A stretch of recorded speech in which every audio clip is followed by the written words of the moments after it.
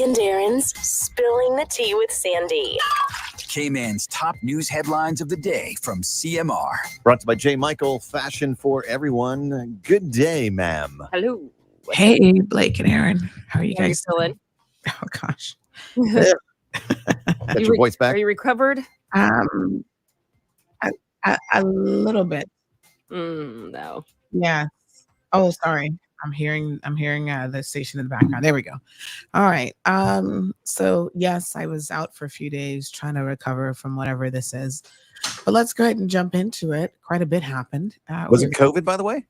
No, it's just a good old fashioned. Okay. I had so many people around me recently. There's been cold going around. I got No, it. have Yeah. And people have COVID. oh my God. Like I spent a lunch with somebody and it turned out on, last week. I was like, oh, by the way, I have COVID. And I was like, yeah, it's been going around again.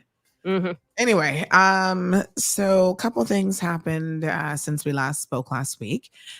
First of all, the new UPM government has, tabled their first budget. Lots of interesting things coming out of it, including a $50 million school that the current premier wants to have built on the Brac. So this is something that's causing a lot of controversy in the community, and we'll certainly have an opportunity to discuss it. It's interesting because their fiscal position isn't really great, which makes you wonder, why they're giving away money to civil servants when they're talking about they're going to be also implementing new revenue measures, including increasing a lot of things and, increasing work permit application fees and all this other stuff. So we're gonna break it down because it's interesting how on the one hand they want to give you something that you think is for free, but there is no such thing as a free meal. So the police were pretty busy over the weekend as well. So they had a murder on their hands that unfortunately happened. The days now. That would have been Friday night or Saturday night, but it was a weekend murder. A young man in East End was gunned down and killed.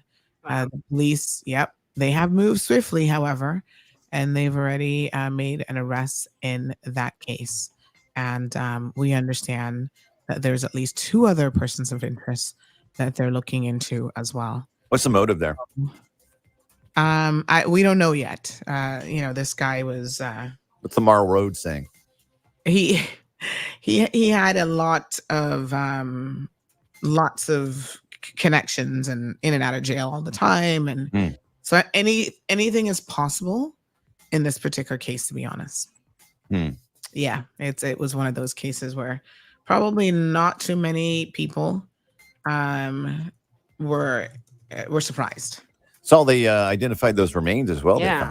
Yeah, so that's a very, very interesting case. That's right. The skeleton remains that were discovered have been identified as a missing Jamaican man. We actually reported him missing by his family back in July. Yeah. They had reached out, and I think they were saying at the time that they felt like he was suffering from, some sort of a depressive episode or something. So unfortunately, the remains belong to him. So no foul play may be expected then. No. Yeah. And the police are also investigating another sudden death that happened over the weekend. But our sources say that there's no foul play there either. But I guess they're doing some initial inquiries. So if you're traveling this morning on the roadway, folks, there's a new road layout at Bobby Thompson Way roundabout. So please, it is raining. It is a rainy day. So take your time, drive slowly, because, with rains, there's 2 things going to happen. There's going to be traffic delays and traffic accidents. So yeah, it was fun navigating that in the dark and the rain this morning. Oh my gosh. Yes. No. They should probably, I guess they couldn't have necessarily anticipated the rain, although it started raining last night. Maybe put some additional lights up, the temporary lights. They have actually. They do. And they have people outside too. Yeah. Oh, good. Yeah, good for the NRA. Nice work. Yeah, it's awesome. All right. So those are some of your Monday morning headlines today. Thank you, Sandy. We'll catch you coming up on Bobo 89.1 FM, and we'll see you tomorrow for the Tuesday headlines. Glad you feel. Oh my God. Oh, sorry. Good morning, everybody. It's going to be a coughing kind of day. Hold on. I need to get my tissue because I'm sure I'm going to need it.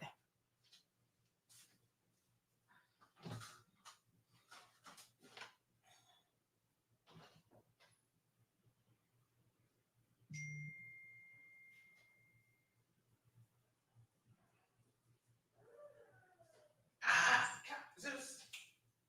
Out. Zeus. Come out. Come, Zeus. Out. Come on. Come on. Get him from her. Come here. Get. Come. Okay,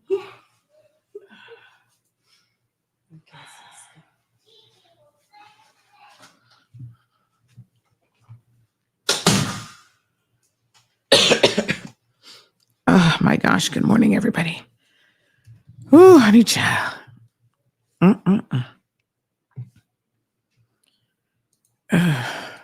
What a day.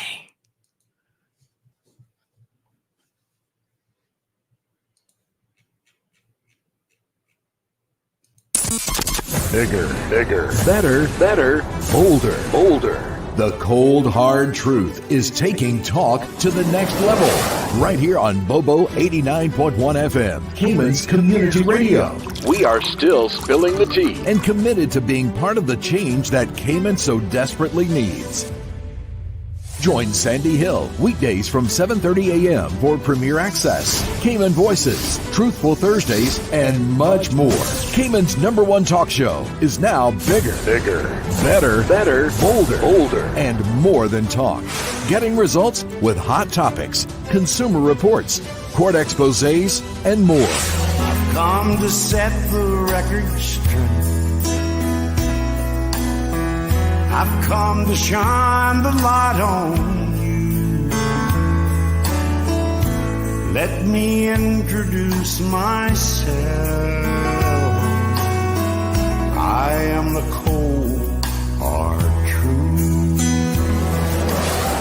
Now, from the CMR studio in Grand Cayman, live, direct, it's the cold, hard truth. Now, join the conversation on 345-936-2626. That number again is 345-936-2626.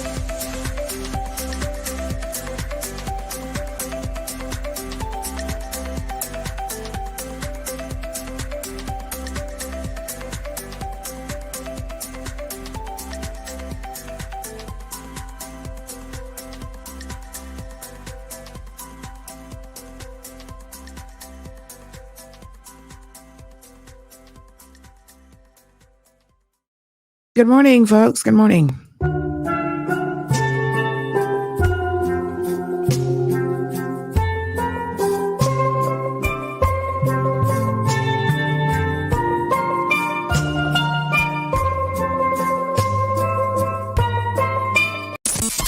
Bigger.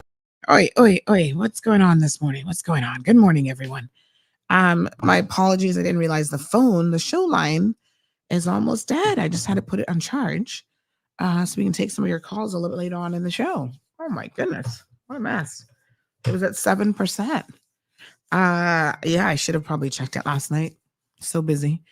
All right. Good morning, Grand Cayman, Cayman Brac, and Little Cayman, the beautiful Cayman Islands. And good morning to our Caymanians abroad. We have a number of them all over the world, honey child. They're everywhere. Good morning to all of you. As you can hear, I'm still here, struggling through this, I don't know, cold, flu. Oh, I never seem to even know what the difference is anymore. Let me send everybody the links. Make sure that you guys have those and we can get started this morning. We have a lot to talk about, honey child. Oh my God, we got to get caught up. So let's see here now. Oh, good morning, Cayman. Good morning. How are you guys doing, honey chill? Good morning. All my Brackers might be tuned in today, honey. We're talking a little bit about them. But, oh, hold on now. Gotta lock the... Oh, I can see my camera's wanting to... we need to focus. There we almost had it. Almost had it. We need to focus. We got to focus a little bit. I tell you what, give me one quick second. I do need to sort out this camera. I think it unlocked itself. 1 second, because then I'm going to be fuzzy all morning. We don't want that. Hold on.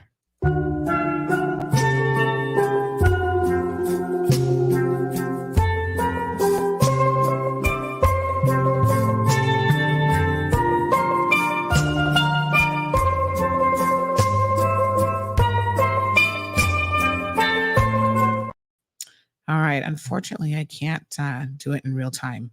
I'll have to remember to do it after the show.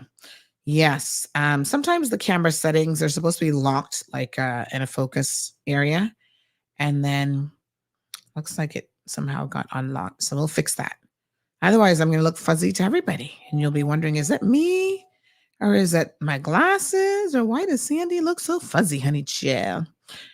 Oh, good morning, everyone. What an eventful weekend. We'll do our Monday Rewind segment here in a second, just to recap what turned out to be quite a busy weekend, I think, for a lot of people. So I was out sick last week. Thank you guys so much for all of the amazing messages. I was supposed to be off on Friday anyway, because I actually had a trip planned. Every December, I try to do a little bit of a getaway. You always have little shopping things to do, but I must tell you, this year I'm going to be a bit of a Scrooge because I just don't have the capacity in so many ways to take on Christmas. It's like, now I get it when parents say, they're going to just do things for kids for Christmas because, it's just one of those things where, you can't even think about the adults in your life at the moment. How you're going to handle them and all that good stuff. Oh, no. So it's definitely going to be a very chill Christmas. The Christmas tree is up and there's not a single ornament on it. It's been up for a couple of days now. And there's not a single ornament on the Christmas tree. I really feel bad about that. But hopefully we can get the Christmas tree sorted maybe today or tomorrow. But everybody around here is a little bit sick. So I don't know. We might have a ornamentless Christmas tree. What a mess. But you know what I always say? These are first world These are first world problems. Already getting reports of accidents coming in. Oh, Lord have mercy. So yeah, these are first world problems, that we're not going to stress on too much. Because, it is what it is. So it turned out that I had to take Thursday off. That was not my intention. As you know, on Wednesday, I was kind of trying to power through, but I could already see that my voice, like drinking Theraflu this morning, by the way, I could already see that my voice was kind of going. And I tell you what, I honestly, just really, oh my gosh, just felt like I needed to take the day. Like I couldn't talk and I was already straining myself. And then knowing that on Thursday afternoon, I was actually traveling, I thought, sometimes we kind of push it a little bit too much. I'm not a person who likes to just lie in bed and be like, oh, I need to call in sick. But at the same time, I do recognize that sometimes your body actually forces you to rest, and resting is not a bad thing, right? We all have so much stuff to do, but honestly, if we're not taking care of ourselves, then, what's the sense in that really? So I took the day off, and I must say that I was able to get a little bit of rest. Like I slept in until 7 o'clock in the morning, not really all that late, but I did get some rest, and that kind of helped me power through. Now, one of the crazy things is you guys listen to me struggling with my voice and stuff, and it really takes a lot to do a 3-hour show, even when your voice is perfectly fine. I sorry, power through with something like this, nasal, throat, whatever. And then there are those of you who want to call me after the show and have like a 10-minute conversation or half an hour conversation. I'm just thinking, how can I say to you without being rude that I'm sick and I literally just did a 3-hour show? Now is not the time for you to call me. Like, I have to reserve my voice for the rest of the day. So I try not to talk to anybody for the rest of the day. Like, if you send me WhatsApp messages, I'll type and I'll respond, and I can certainly listen to those. But yeah, like I'm always flabbergasted when people call after hearing that I'm sick and they actually expect to have a conversation. And I'm thinking, are you serious right now? Oh my gosh. Okay. Don't call me after the show today, please. Oh my goodness. Okay. So, yeah. So I'm still struggling with this, but like I said, I had a Miami trip planned, and so I couldn't really back out of that. You know, tickets are paid for. Cayman Airways probably doesn't care if you're sick or not. You better show up on that flight. So, and also, you know, as we're now in the month of December already, I can't believe it. You might as well say already halfway through the month of December. Christmas is literally 2 weeks away. Is it 2 weeks? Yeah, 2 weeks from today, which is pretty crazy. And so we are on the, you know, downhill of 2023. Christmas is right around the corner. There's just so much to get done. And I always, like I said, try to do a December trip, but I hate doing one that's later in December.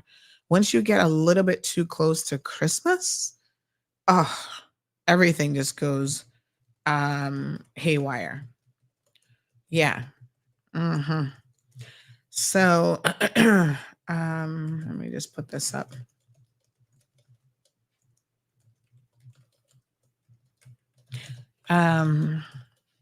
So yeah, I mean, sorry. Oh my goodness. So yes, so basically, you know, we did the trip, and I was sick. Gigi's sick. I think Marlon is now starting to get sick after spending the weekend in such close proximity. You know how it is. Everybody's in a hotel room, you know, snoozing, sharing bed space, showers, everything. At least in our house, you have a little bit more room to stay away from each other. Not so much so when you're traveling. You're on the airplane together. You're in a hotel room together. You're in the car together. So I think he might actually be getting it now. What a hot mess. So we are going to we talk about a number of things this morning, but I wanted to just do a little recap. I know y'all love listening to my little stories. Well, at least you pretend like you do, which I appreciate. So listen to me. You know, one of the really important things about traveling, especially with children, and this is one of those life lessons, is you have to be prepared to expose children to more than just shopping. Now, I know what y'all about to say. Y'all about to say, oh, Sandy, you must be crazy. When we go to Miami, we only go shopping. I get it. I understand. Trust me. I see the Amazon carts of my own, you know. Yeah, I get it. But it's really, really important. The most important thing in this world that you can give children is exposure and experiences. Yeah. So shopping is not really an experience. It's something to do. And trust me, I believe that there's a fine art to being a good shopper. Takes a minute. I'm always surprised when people go into like the bargain stores like Ross and whatever. And they're like, oh my God, you found that in there? I'm like, child, please. You just got to have some skills. Good morning. I'm live on the radio. Yes, no chest markings. Hello. Breastplate. Yes, no. Hello. Good morning, Fabulous. Hi. Good morning. I don't know if you saw my message, so. No, but you do know I'm live on the radio, right? Okay, bye. Did you message me on WhatsApp? Yeah. Okay. Oh yes. Only one came? I thought they both did. Oh, Lord. Yeah. Just message me. Tell me what you want me to do. Okay. Yeah, I'll send you the details. Thank you. All right, hon. Have a good one. All right, you too. Bye. Well, honey child, it's a good thing I didn't wait at the airport last night. I'll tell you all about it. Let's go through the weekend. So my baggage, a couple pieces got left. All right. So anyway, so yes, I was saying that it's really important that you expose your kids to experiences. Like I said, I'm a shopper now. Don't get me wrong. I can shop for a bargain. I don't like to spend a whole lot of time shopping necessarily. Like I move very, very quickly, and I have a keen eye for just seeing what I need and grabbing it and moving on. I don't like to belabor a shopping experience. I don't have to spend an hour in a store. Maybe Walmart. Walmart's a little bit different. But normally I'm very, very directed, and I know what I want, and I can look. My eyes can go all over a rack, and I can quickly pick out stuff. And I'm in the line. I'm like, let's go. But children, especially Cayman children, need to experience more. You know, when I was a kid, I didn't really go to school in Cayman. So I know that they do little field trips and stuff. But in the US, I went to public school. And I must say that they were really good public schools. And one of the things that I always remember is that, why is somebody video calling me? One of the things that I always remember is that the field trips that we went on were so amazing.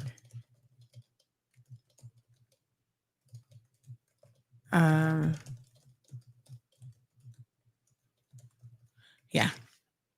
So the field trips were always amazing. Some of my best memories were like, seeing a bald eagle, like in person, not just hearing about a bald eagle and seeing it on the, TV, but actually seeing one in person. Having the experience of having a handler have it on his arm, and you get kind of up close to these creatures, and you get to learn. Oh gosh, my apologies. We're going to power through this morning, honey child. We're going to make it. Having all of these amazing experiences. We went to like national parks. We went to like, lakesides with alligators. Like we saw so much stuff over the years. I went to ballet as a kid. I can't remember which one they took us to. I want to say it was the Nutcracker, but that's like a classic, right? So these things that probably I would not have experienced otherwise, because my aunt didn't really, I don't want to say that she wasn't cultured, because maybe that sounds a bit bad, but it's true. She would not have probably ever exposed me to like a live performance, a concert, a ballet, like all these things. She was like the typical Caribbean, Afro-American person. You stay home, you go to church, you go to school, you go to work, and that's like your whole life. Well, it isn't your whole life. And I think that giving children these experiences really helps to broaden their perspective, broaden their knowledge base, and so many different things. And it's also one of the reasons why I'm a real advocate of traveling and providing opportunities for your kids to travel as much as they possibly can.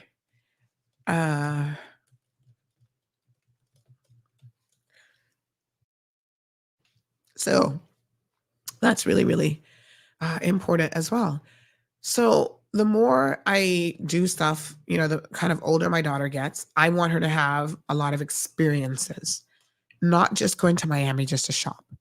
Like she shouldn't associate Miami with just shopping. Okay. Yes, shopping is a component. We'll definitely be hitting Walmart. Her place is not Walmart. Her child. She got fancy taste. She wants to go to Target. She wants to go to Target. Although I figured out why. Because when we were in New York and she went to, I think that might have been her first Target. It was like a multi-story Target, and she saw all these toys. So now she thinks that Target has more toys than Walmart. And I was like, not really. Depends on which particular store you go to. Anywho, so I booked her to go to the ballet. This is her first time. She saw the Nutcracker. It was actually a production for children. And not only was it for children, but it was also a sensory. Hold on. I'm going to tell you guys. It was, they call it, I want to get the correct terminology. So it was at the Aventura Arts and Cultural Center. And they call it a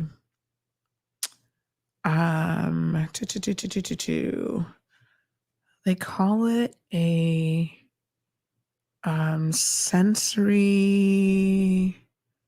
Oh my goodness, hold on. Let me see if I can find it. It is I'm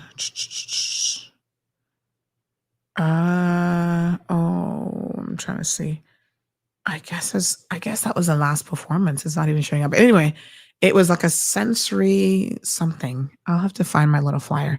But what that means is that it was actually, it was a children's event, but it was also designed for children with special needs.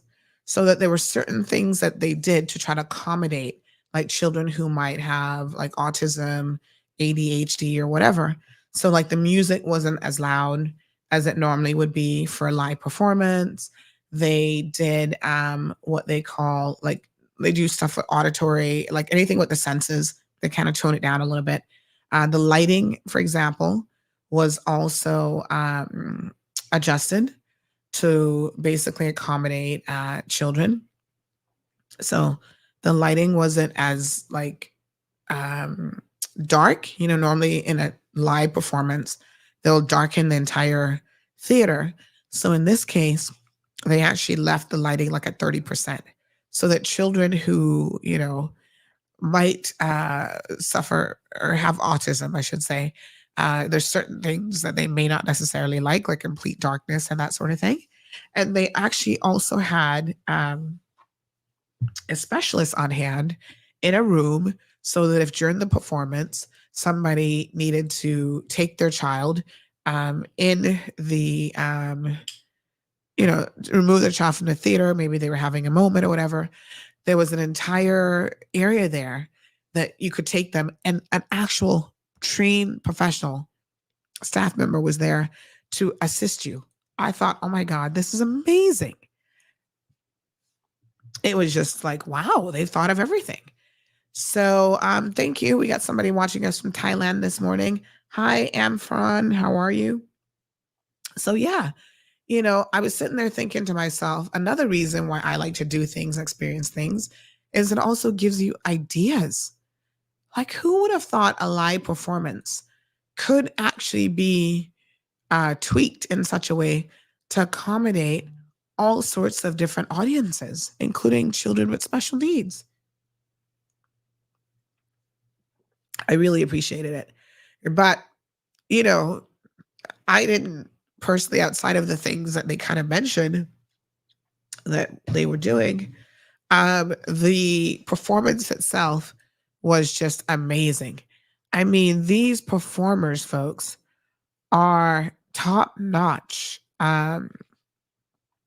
Honestly, they are. I actually got the booklet that tells you, a program booklet. Sorry, that tells you all about who all the performers are, and they had a whole list of. Let me see here. They had a whole list of like these are professionals. You know, I mean, they were amazing, absolutely amazing. So, you know, this is the first time that my daughter got to see ballet dancers in person. And she was just so tickled pink to see them. And of course, afterwards, every little girl wants to be a ballerina. And after you've seen such a performance, particularly, you know, all of a sudden you want to be walking around on your tippy toes all day long. So Tchaikovsky, obviously, this is like a classic. The music, like it brought back memories to myself. I'm like, oh, of course I remember some bits of the music. The choreography was just absolutely next level. And they actually had artistic director Vladimir Isiviv. You'll have to forgive me if I'm getting the last name wrong. But it is just an amazing performance. And so we did that. And, apparently the Aventura Arts and Cultural Center and the Arts Ballet Theater Florida put this on in conjunction with each other. And they do a lot of performances like throughout the year and a lot of shows and all sorts of stuff. So check it out. If you go to Florida, you go to Miami, Aventura is just like a 40-minute drive north. So, go check it out. And I think that you'll really, really enjoy it. So there is an accident. Thank you, folks. This morning, ambulance and police are on the scene by Star Apple and Wiltshire Drive. Again, we're asking you guys to be careful because unfortunately, we're going to be expecting wet roads equals traffic accidents. So yes, several people have now messaged about this accident, which means that there'll be even further delays on the roadway this morning. Honey child, if you never had to go. Oh, and this one is involving a school bus. Lord have mercy. Wow. Slow. It's going to be slow going this morning in any event. These are the mornings that I'm glad, personally, that I do not have to be out on the roads. Thank God modern technology allows me to do this show from my home studio, honey jail. So anyway, so we did that. And we also went and we did the snow carnival. So there's a snow carnival also in Aventura. Every year I keep wanting to go to, there's actually two of them now. One just started, I think last year, the newest one started, but they actually have like a Christmas Wonderland theme thing where everything's like you get little rides and it's like a whole Christmas theme and so on. And oh my goodness, my apologies.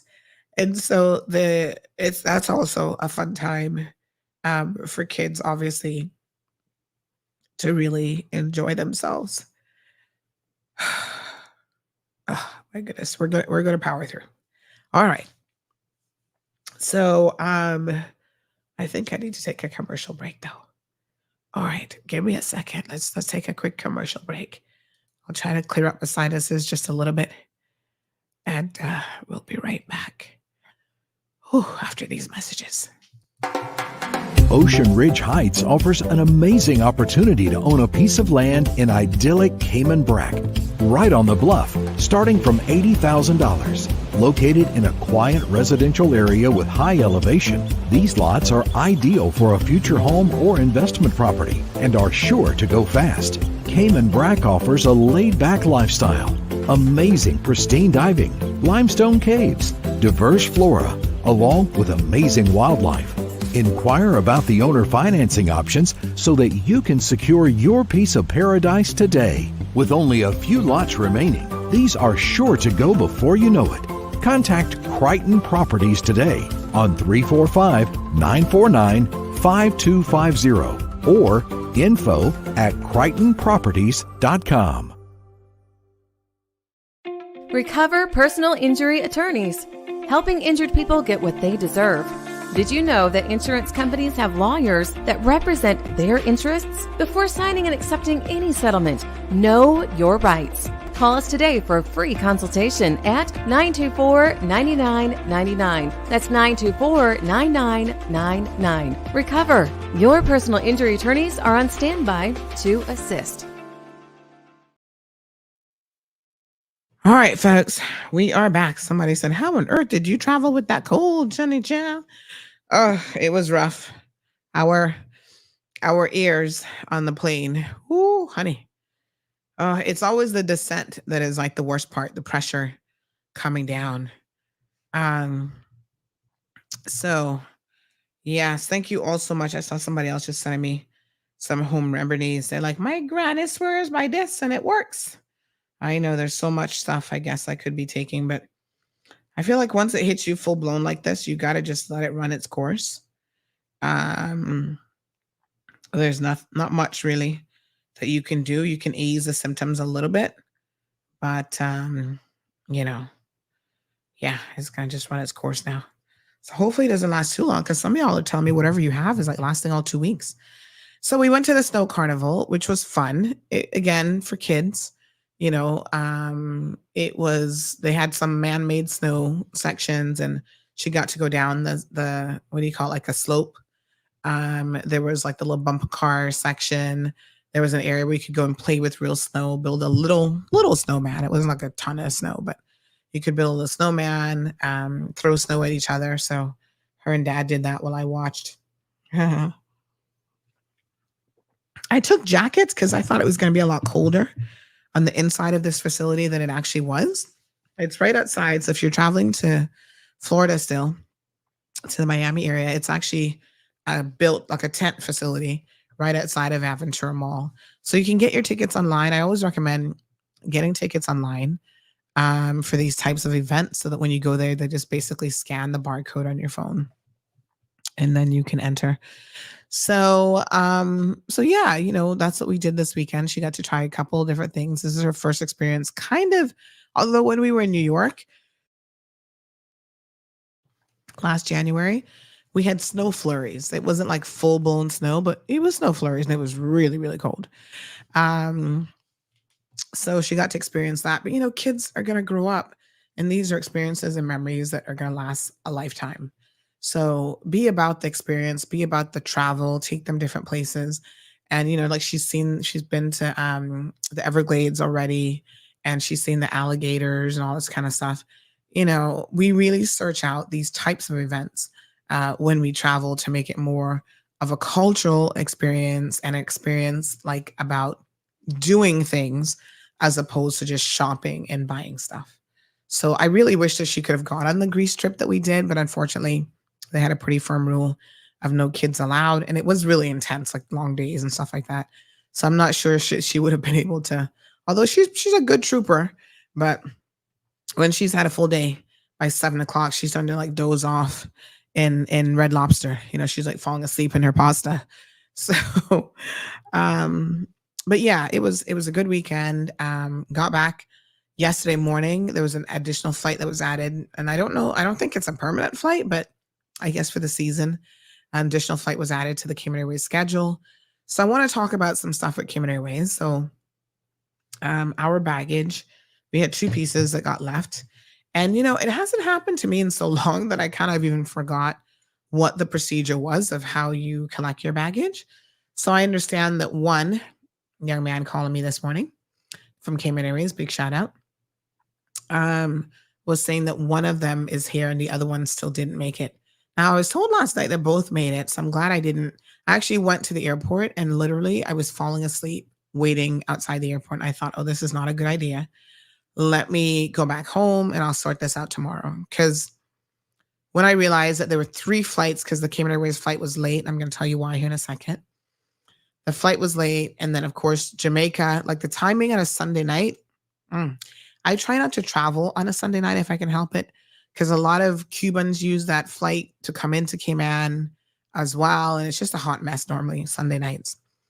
So the flight was full and Jamaica came in, Miami came in, and some other, I don't know where the other destination was. So there were like 3 flights that came in all at once.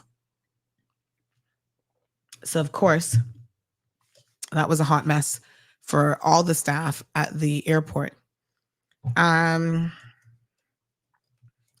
So listen, I want to be gracious to the airport staff because their job, I don't think that we appreciate exactly what they do. I want to do a segment where I go and do somebody's job for a day, a day in the life of, I wanted to do it with politicians, but none of them have ever really come on board fully with the idea.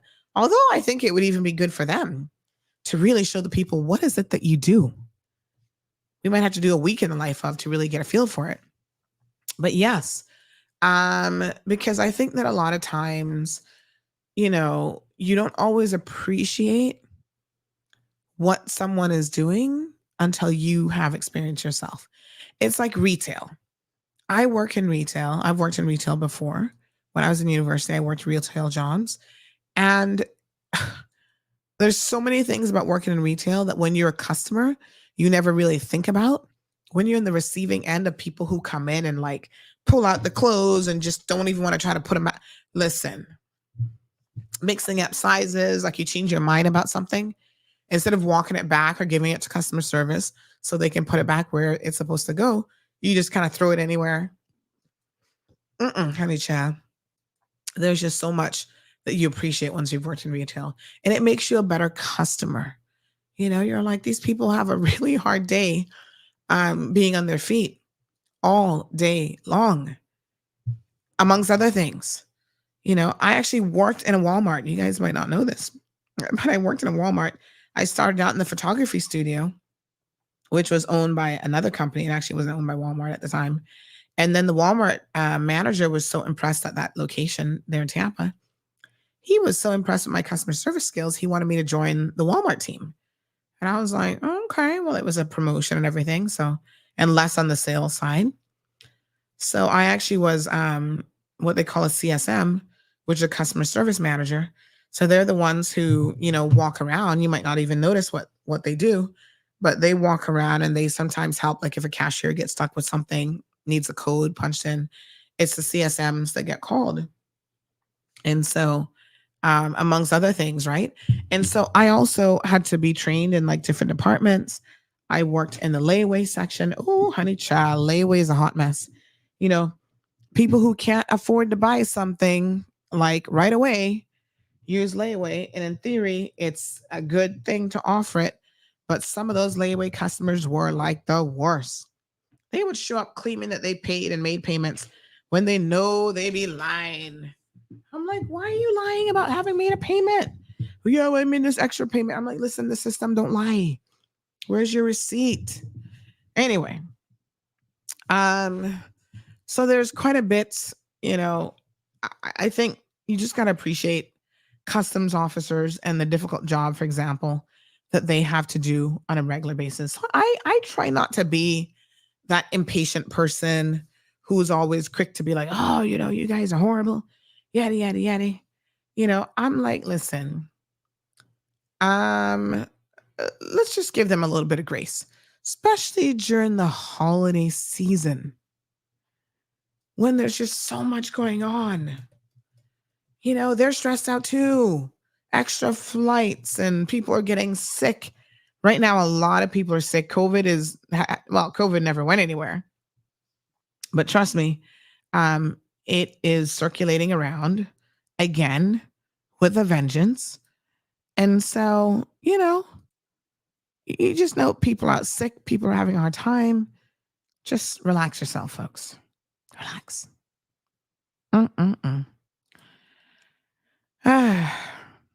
What a mess.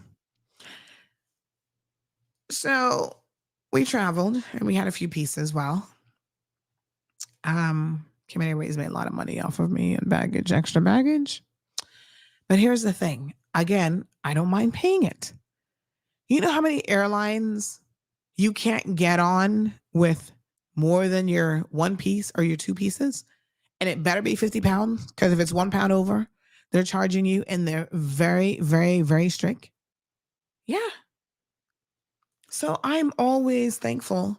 Caymanians have gotten so spoiled and so used to coming in with all 5 to 10 pieces, oversized bags, and y'all just throw it on there and be like, okay, well, Cayman Airways better get my stuff there. Okay, that's nice. But you know what it takes? There's so much that happens on the back end that people simply do not appreciate. So I want to say thanks to all of the staff, CBC, Cayman Airways, CBC's Customs, Immigration, all of you guys on a whole. We really appreciate what you do. Are there issues? Should there be some tweaks in the system? Yes. We can always talk about the ways in which people can improve, but sometimes we just have to give thanks for the job that they do. So some of our luggage got left. Okay. I was like, yeah, all right. We had quite a few pieces, 3 of us. And to be honest, it wasn't that I shopped when I got there. It's just a lot of stuff was pre-ordered. I told you guys I have a new business venture. So probably 95% of everything was purchased for the business venture and not even for me. You know, um, poor Zeus, he got a few little things for Christmas. It's his first Christmas. So, we had to get him a few little toys and whatever. This year, my daughter's probably only going to get like 1 or 2 toys. I'm not going overboard. I'm done. Like, listen, 1 or 2 things, you give them a million gifts, they open them and just throw them down and whatever anyway. So, I was like, okay, you fill out your form. There's a process if your bags get left. So there's a few people in our flight whose bags got left. And then I know for sure last night, additional bags got left. Last night's flight was full. So I'm also aware that the flight was delayed as well. Now, listen, can I just be honest with you? 'Tis the season. There's going to be issues in December, normally, with people. Again, if every person, I don't know what the average bag load is for travel in December, but say every person has 4 pieces and the flight carries, how many people does that plane carry? I don't know. That's a lot of baggage. So I would say that it's not entirely unreasonable for you to expect that certain things might actually get left. So, this is what happens. So just listen, I'm pretty sure there's nothing in your baggage, especially if you're returning home, that's like urgent that you need it last night kind of thing. Whatever. It'll get here. It's safe. They know where the bags are. Hopefully the people in Miami aren't stealing anything out of it. And they'll get you your stuff in sufficient time.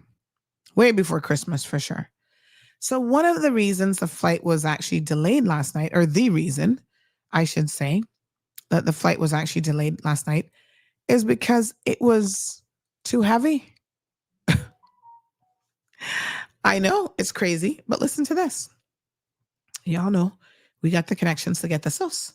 So this is exactly what happened. Apparently, the flight, they had to, I'll use the colloquial terminology here. They basically had to dump some fuel because she was fully loaded. She being the plane was fully loaded with fuel. So when somebody was messaging me, oh, the flight's delayed. We've been sitting on the tarmac for over 2 hours because the flight is overweight and people have to leave their luggage behind. Offered in-flight beverages shortly after the flight was supposed to take off, but nothing since then. Nobody wants to sit on the tarmac for 2 hours. And in fact, I'm surprised they were probably pushing it because I think the FAA has very, very specific rules about how long you can actually sit on the tarmac for before they then have to deplane. So they were probably really close to having to deplane.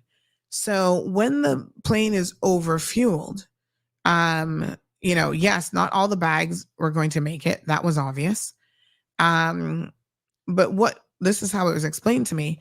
They said basically all planes have a maximum take-off weight and a maximum landing weight.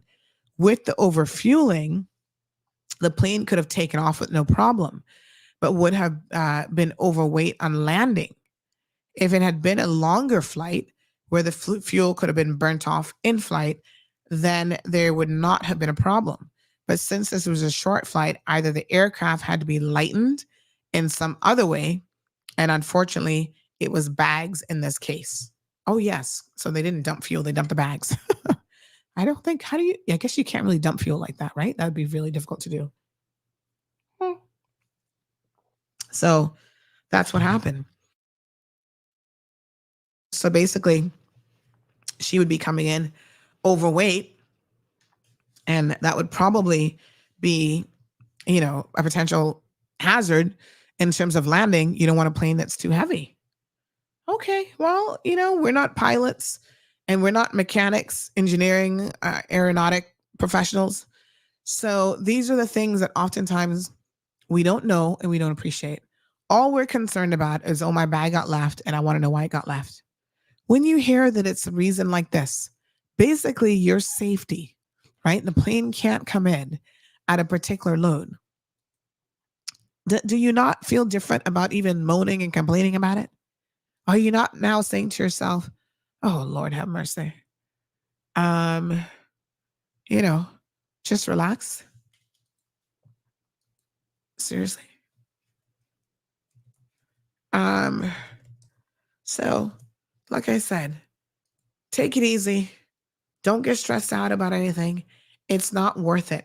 Our life is more valuable than any piece of suitcase or any luggage.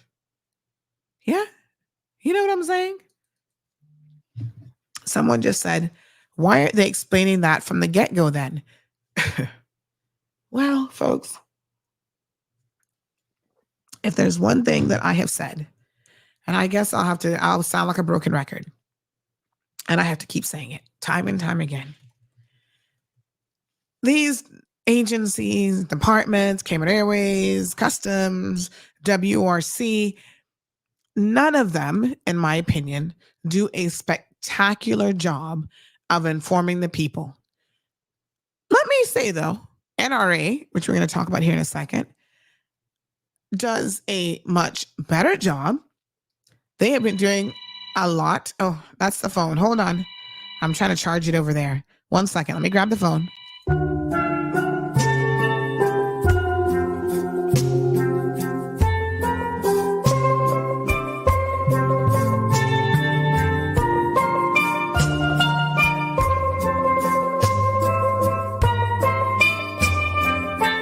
Right. Good morning, caller. I'm probably going to have to call her back. Good morning. Hello. Okay. I think I know who this is calling, actually. I'm starting to recognize numbers. Let's see. Yeah, I was going to say most of them, unfortunately, don't have the communications part down pat. NRA has recently hired a communications officer who, they give out notices now if they're going to be doing road works and different stuff, which I think is really important. All right, we got a little bit of charge going, so I think we can take calls now.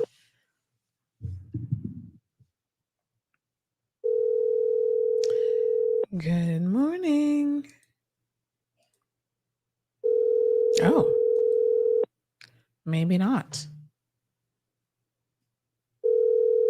Okay, call back, caller. We were trying to get you, but all right, this person says, good morning. That's why I only travel with 2 bags and a carry-on and always check in early. My bags go on first. Yeah, I mean, it is what it is. My husband's like, but we paid for the bags. We paid all this money. And I said, yeah, but that's not the point. I mean, you're going to pay for the bags regardless because they're overweight and you're paying for bags. But listen, the reason why, who can argue with that? Who can get upset about a plane being overweight? Good morning, caller. Good morning, Sandy. You still sound on a little bit under the weather, but I'm glad to know that you're back. Thank you. And is the elderly people say, because don't call them old people, the elderly people say, I'm back in the saddle. Yes, ma'am. Okay. Now, I know you don't want to hear all this thing that is going on or don't want to know, but it's a reality. Uh-huh. You might have to send Gigi to that $50 million. Oh, we haven't gotten there yet. We're going to talk about it. So hold on, honey child. We coming. Jesus. We are coming. Please. And you see the salary? Okay. The salary? I'm going to have you call back because we're coming to it. Okay, darling. All right. Thank you very much and glad to have you back. Thank you so much. You're welcome. Okay, dear. I'm looking for my charging cable. I want to see if I can charge the phone a little bit. We're at 29%, so I think we can take a few calls at 29%. So listen, we're going to get to that discussion here in a second, honey child. All right, so give Cayman Airways a little bit of grace. Yes, I do agree that Cayman Airways this time of year it would make sense to send out PSAs, send out little notices saying, hey, this is Christmas time. We will do our best to get your baggages here. But when you've got a full flight and you've got all these people carrying all this luggage, safety first. And I must say that Cayman Airways has an impeccable safety record. And not only do they have an impeccable safety record, I think that they go above and beyond to make sure that they don't even come close to having anything questionable happen. I don't even want to entertain the thought, right? If we ever, God forbid, had a disaster relating to Cayman Airways. So let's keep it that way. If you got to dump luggage, hell, dump leave it all in Miami, as far as I'm concerned. I don't care. Safety first. So thank you to Cayman Airways. Who's knocking at my door? Hello?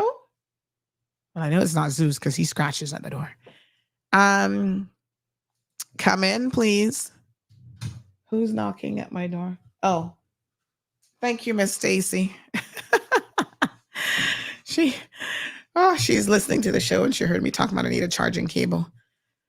Bless Miss Stacy, honey child. Bless her little heart. So yes, at the end of the day, folks, thank you to all the pilots, the management, everybody at Cayman Airways. Are they perfect? No. There are things that, they still need to be fixing and sorting out. But during this time, do a little PSAs. I must say something, though, that I do find Cayman Airways goes a little bit cheap on. And I don't know why this is. When it comes to marketing, it seems like the marketing department either has no money, no budget, or they treat it like it's their own money and they don't ever want to spend anything. It's a little bit peculiar for National Airline to be so tight. You know what I'm saying? Financially, especially when we're going to talk about budgets here in a second. The rest of the government wants to hemorrhage this new premier. She's all about hemorrhaging. She's like, oh, it's a free for all. Let's, there we go. Let's spend what we don't have. Hold on a second. Trying to focus my thing a little bit here. Yeah, let's spend money that we definitely do not have. There we go. So, what a hot mess. So thank you. Lavana is here. She says, good morning. It's weight and balance. Very important. Safety first. Thank you, all the reservation staff. Now, somebody was complaining to me last night, and I'm going to try to figure out who that is, about a reservation person who they say is very, very rude. And they're like, Sandy, she doesn't even answer the phone properly. I don't know who that is. I've never experienced that person, I can tell you, with Cayman Airways. But this person was saying they're rude.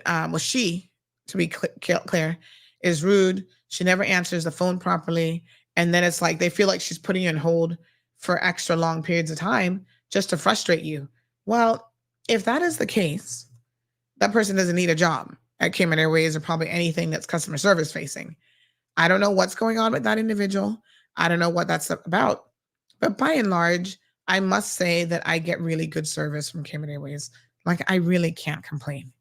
Like I said, the marketing department, loosen up your strings a little bit, because you should be, doing PSAs this time of year, paid advertising, honey child. Don't be asking for nothing for free, where you basically remind customers, a little Christmas music, just a friendly reminder. It's Christmas time. If you travel with excess luggage, sometimes a difficult decision has to be made to leave luggage behind and then bring it on a subsequent flight. I'm going to be sending some stuff on cargo. And I don't know about December now, but earlier this year, when I tried cargo, which I hadn't done for years, I wasn't even in the system anymore.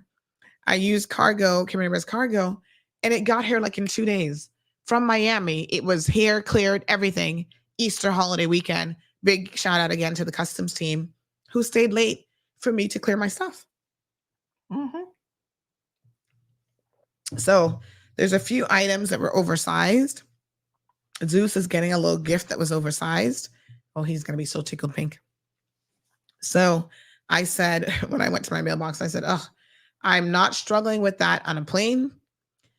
Send that to Cayman Airways cargo. There's a few more things coming in. Package it all up. Send it to cargo, and then I'll sort it out later on. So, yeah, just let people know. That's the thing. Most people don't mind being inconvenienced as long as they know what's going on. So here's another example of what happened yesterday, right? We came in and there was some sort of a delay at the customs line. So we're standing there. First of all, it does not suit you to be in the Cayman line anymore because that line is longer than the visitor line. What a hot mess we in, for real. There's not that many Caymanians, but legally there are a lot of Caymanians. That line is going through the door, and the visitor line is so short. Might I make a recommendation if anybody from CBC is listening this morning? Can you add a few more lines for Caymanians? I'm just saying, like, we shouldn't be inconvenienced coming into our own country more than the visitors should be. Let's try to make it equal treatment here. So the visitors get through really, really quickly. And then poor Caymanians sitting there being challenged, having your patience challenged. So our line wasn't moving. We landed right about 1 o'clock. And then right after us, there was I don't know what airline it was, another flight that came in from the States. So they started to go through the visitor line and they were getting processed quicker than us. I'm like, wait a minute, what's going on here? So apparently what happened was, because that was an add-on flight, the CBC staff were not seeing that add-on flight in their computer system. So it was only because I was at the top of the line that I could kind of hear them mumbling between each other, like, oh, do you see it? No, I don't see it. Do you see it? No. Okay. And then one went in the back and she disappeared for a minute. And then the other one said, oh yeah, I think it's showing up now. Just refresh your screen. Hello. I'm sure that when you have counter staff, one of them has got to be a supervisor. Yes? The supervisor, upon recognizing this is where people need to be less reactive and more proactive. And even when you're having to react, do it quickly. Okay? So get on do you not have a little PSA system? A little microphone or something in the customs hall where you could say, thank you so much. We appreciate that you've just made a little travel journey. Because we had to get up early in the morning. It's not just about being on a plane for an hour and 15 minutes. It's the whole rigmarole. Yeah. Security at the airport, but yada, yada, yada. Good morning. Pleasant good morning. We have a slight delay in the system that should be cured, fairly quickly. Like, just make a little announcement. It's a computer issue. It's a glitch. The flight isn't showing up. Just tell people what's going on. Don't leave them sitting there wondering, like, why? What's going on? Yeah. Communication 101. It is better to just tell people. Morning, Debbie. Morning, Kizzy. Morning, Romelia Honeychell. Rough Sea says that has got to be a bunch of lies with airlines. It's not been a problem before with luggage. Back then, people used to put 4 large suitcases on the plane, and it wasn't a problem back then. All these extra charges, it's just a money grab because they can. I'm not sure I understand what you're suggesting is the lie. So you're suggesting that the lie is that the reason why they left your luggage? Well, let me be very clear, Rough Seas.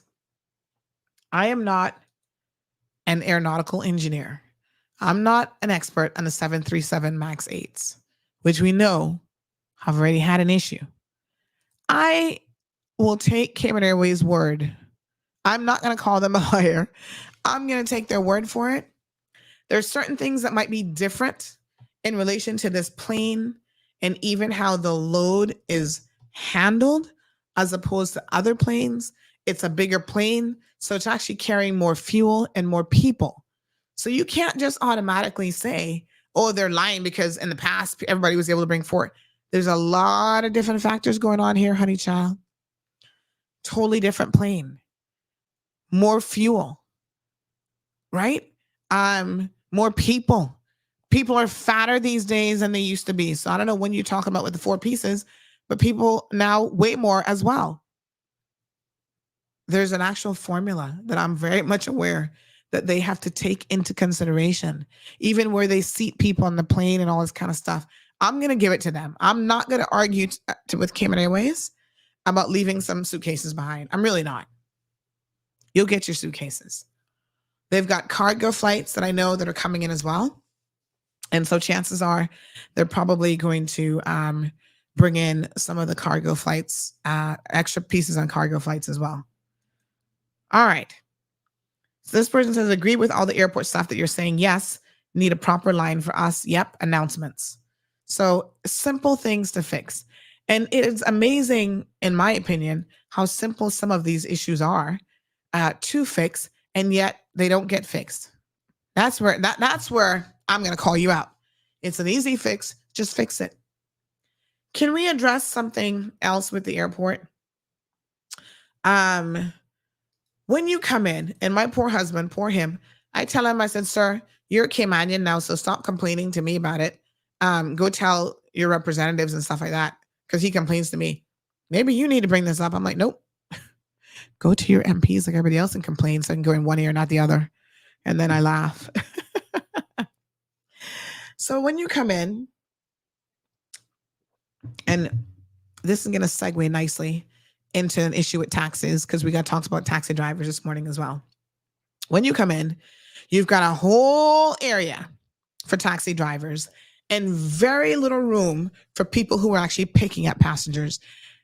There has been too much space allocated for taxis. Come on now. This is ridiculous. And they're just sitting there waiting for a fare. Here's the easy peasy, lemon squeezy solution to this. We don't like to criticize without giving them a solution. Have parking for taxis off-site. Somewhere down by those warehouses, not that far away. Take you 2 minutes to get to the airport. As a taxi is requested, right? So you maybe have 2 or 3. You don't need a whole line of taxis and nobody not even using them. As they're needed, the little taxi dispatch stand says 10-4, radio 90. Oh, hold on. Let's use some of our little features here. Let me see. Oh yeah, megaphone. All right, 10-20 and the 540. We need you to come on in, unit number 652. We've got passengers here for you. 4 passengers. Can you take the fare? Radio back in. Yes, we can take that fare. Going to West Bay. Okay, beautiful. Going to the Ritz-Carlton. Just figure it out already. It cannot be that difficult. Don't have them just sitting there taking up room. They need to remove some of those spaces, folks, and make that available for regular drop-off and pickup. You've got people who come in who try to pick up passengers and can't even do so. They're then blocking what is supposed to be the drive-through road. Come on. It's ridiculous. It's too many spots for taxi drivers. Ingrid says safety first. Times have changed. Your life values more than a luggage full of things that most times you don't even use more than 2 times and then drop it in a corner. Good morning to John LaRue. John says Sunday nights, the CI line is longer due to returning Caymanian shoppers. Oh, he says Caymaniac shoppers. I don't know if that's a typo. You did that on purpose. Okay. Normally, there are very little in that line, and I breeze through. Normally very polite and welcoming me home as well. Rena, good morning.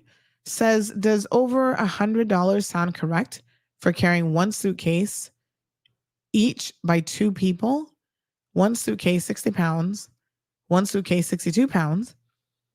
If I read it correctly, between 56 and 70 pounds is $50, or am I missing something? I'm going to be honest with you. This is another area, Rena, that Cayman Airways could do a little bit of a better job explaining, since they've introduced the baggage fees, how all of this works. Because I can't answer the question. I have no idea. And I gotta tell you that most of the time,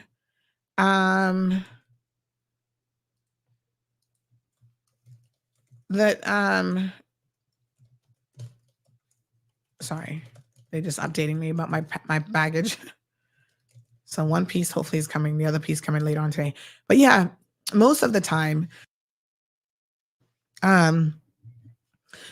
even the staff seem confused at the airport who are trying to charge you the additional, the additional excess fees and whatever. I mean, I don't know. It's all kind of confusion. I didn't know until recently that you have a limit, an upward limit of 8 pieces. Well, I guess I've never brought in 8 pieces before, but a couple of trips ago I did. And they're like, oh yes, there's a limit of 8 pieces. After that, you can't bring them all. Really? I've been back since 1996. I've never heard that. Do more announcement, Cayman Airways, about your policies. Don't just assume people know, even though we fly you on a regular basis. Patricia says, don't forget the cargo as well. So I'm curious to know, I would love to have somebody from Cayman Airways on here because we have so many questions. How do the cargo flights work? I'm assuming they're just doing designated cargo only flights. And how many of those, like what's the schedule like?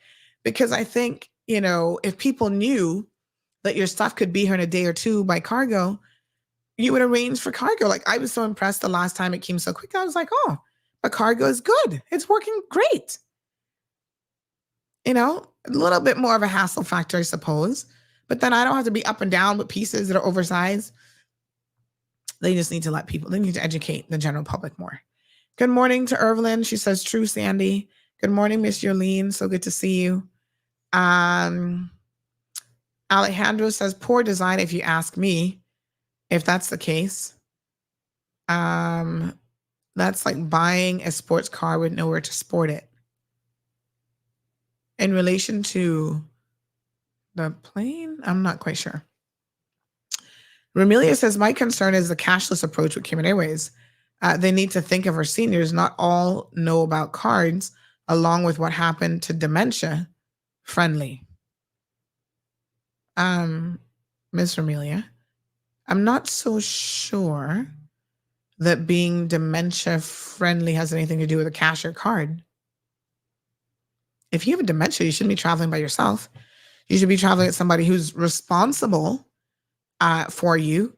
And it ain't going to matter whether you have cash or card. You're going to forget about either one. How is cash more dementia friendly than a card? And cash you can lose, and then what are you going to do? I'm not sure I'm following the logic on that part of it.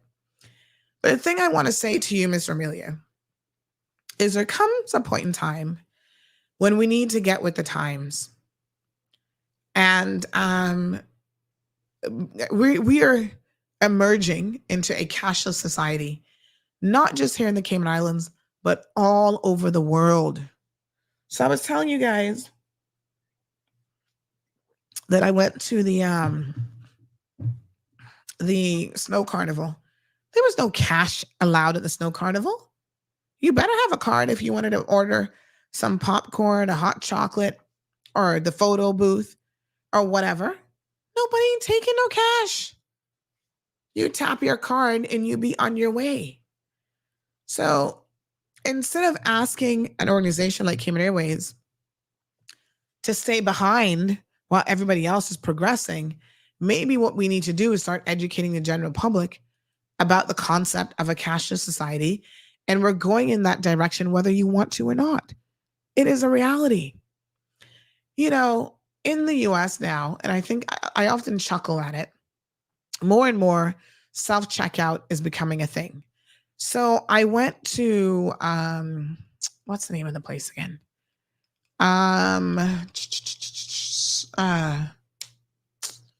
What's the one like Ale Thompson's? Orange color. Oh God. What are they called again? Home Depot. Oh my God. I haven't been, somebody's like Home Depot. I haven't been to Home Depot in years. I mean, when I say years, I think when we were moving into our house, I went there to buy like fans and a couple of accessories. That was over 7 years ago. So maybe 5+ years, I've not stepped foot in a Home Depot. It's not somewhere that I normally go to just kind of browse around. I just don't. Although I saw some stuff in there, I was like, oh, Home Depot is interesting. But anyway, I went in there and they have literally gotten rid of all their cashiers. They have one cashier left. I didn't even see the customer service desk. Everything else is self-checkout. This is where we're going. Soon, everywhere you go, it's going to be self-checkout. You're going to a store, picking up the goods, and then they want you to, they're not paying you to check yourself out, but that's part of the process. They get to cut down significantly on their staff if they don't need registers there. But man, with people, you can scan stuff yourself, bag it yourself, and walk yourself out the door. Now, the ultimate in self-checkout, and it was so funny because I was saying to my husband this weekend, I'm like, everybody needs to do it this way. If you're going to force me to do self-checkout, let's just do it the right way, honey child. I ain't interested in no self-checkout where I still have to go and stand in a long line, because you notice now, especially in Walmart, the self-checkout line tends to be the longest line in the store. I'm like, huh? Here's how you do it. Sam's Club. I love me a Sam's Club, honey child. Let me tell y'all how it works. So you go to Sam's Club and you open up the Sam's Club app. It identifies the store that you're in. When you sign in, let me see if I can show y'all. Hold on now. I'm trying to remember how to connect my phone. 1 second. Don't anybody message me anything personal, because I'm going to try to pull up my phone. What the heck is this called again? Oh, Lord, I can never remember the name of this. The screen app. Hold on 1 second. I got to check her. I'm always asking Marlon, remind me of how I share my iPhone again. All right, hold on. What's it called? It's easy once I can remember what it's called. Hold on. So basically what you do is you essentially scan everything as you go along. And okay, so it's called, oh yes. I've asked him so many times I can just check the chats now. All right, here we go. I'm going to show you guys how it works. All right. So you pull up the app, and as you're shopping, you actually, no devices connected. Okay, so I think I just scanned this. Hold on. These are the things, listen, you got to be willing to learn. You got to link with camera. Link with QR code. Okay, hold on. So I think I go, oh gosh, hold on. Every time I have to remind myself because I haven't done it in so long. So it is, oh yes, screen. Yes, mirroring. These are the things. Listen, you got to keep CMR Studio. There we go. You got to keep up with the times, NHL. So,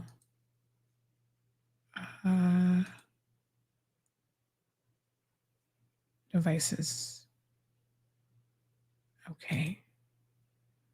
All right, give me a second. I think it's, oh, I got to make sure I'm on the same network. Hold on. I think I might know what's going on. Troubleshooting my own issues. Yes, so we're on the same network. All right, honey child. Unable to connect to CMR Studio. Okay, hold on. So we're going to try it again. Oh, Lord. So we do screen mirroring is what it's called.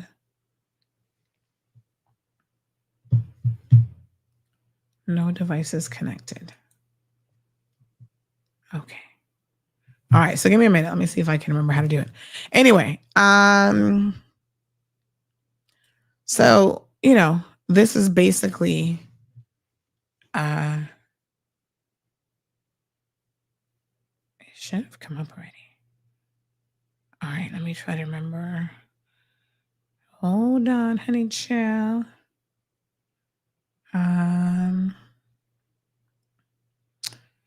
So you just basically open the app. I'll walk you guys through it. And then you scan your items as you walk in through the store. And you never have to stand in a line. Right? So when I'm done shopping and I've said, okay, I'm done, I just basically click on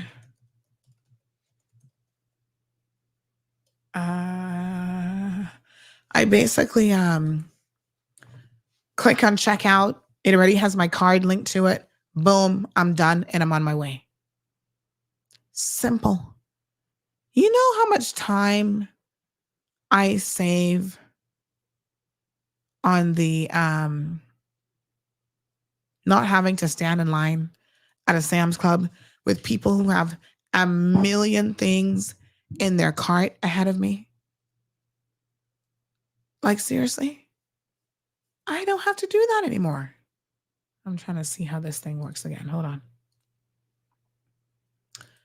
So it is a no devices found. Oh, it's not. No available updates. Yeah, it should find my iPhone, but it's not.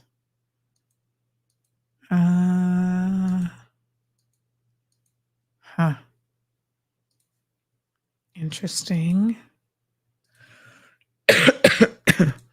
I might need him to troubleshoot this one for me.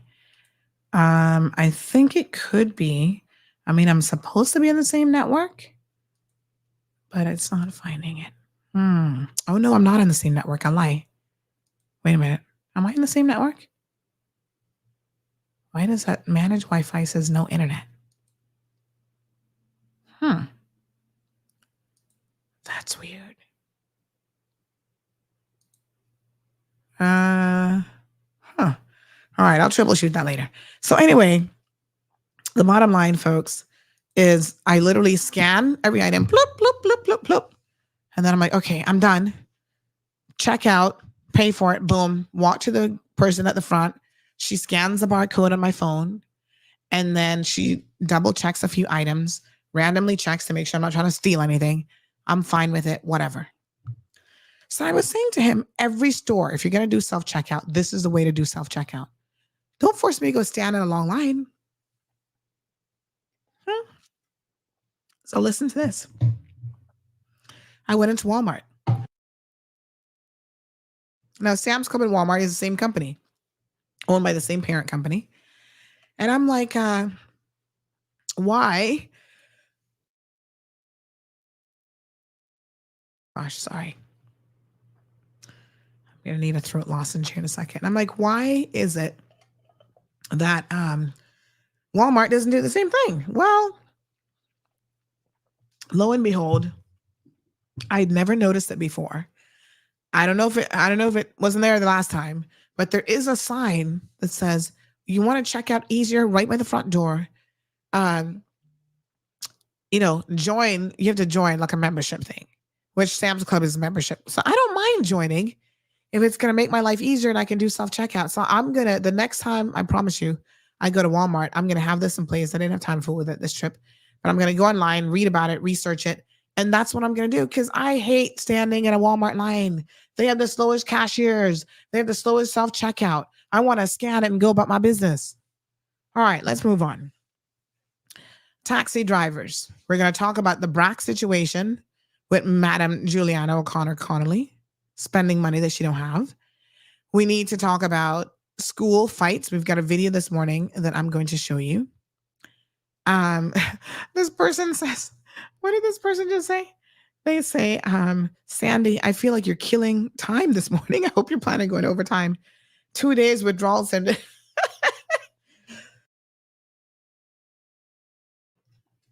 Somebody also says, No, man, because it's been so long. We got to get caught up in all the little mundane stuff in our lives. All right. So here's what somebody showed me. Oh, thank you so much for this. Because soon I have to do a Walt Disney trip as well. So I appreciate this information. Look, we got to share information with each other, So someone just sent me this. Hold on. Let me try to find the screenshot. Oh, yes. So they said, okay, most theme parks in Orlando and Tampa use cashless, but they have machines. You put your cash in and then you get a card. Oh, look at that. So they issue you a little Visa debit card, and then can you top it up? Like say, you put in $200 and then you end up spending more. Are you able to top it up as you go along for the trip? That's good. That's a good idea. I like it. Oh my gosh, hold on.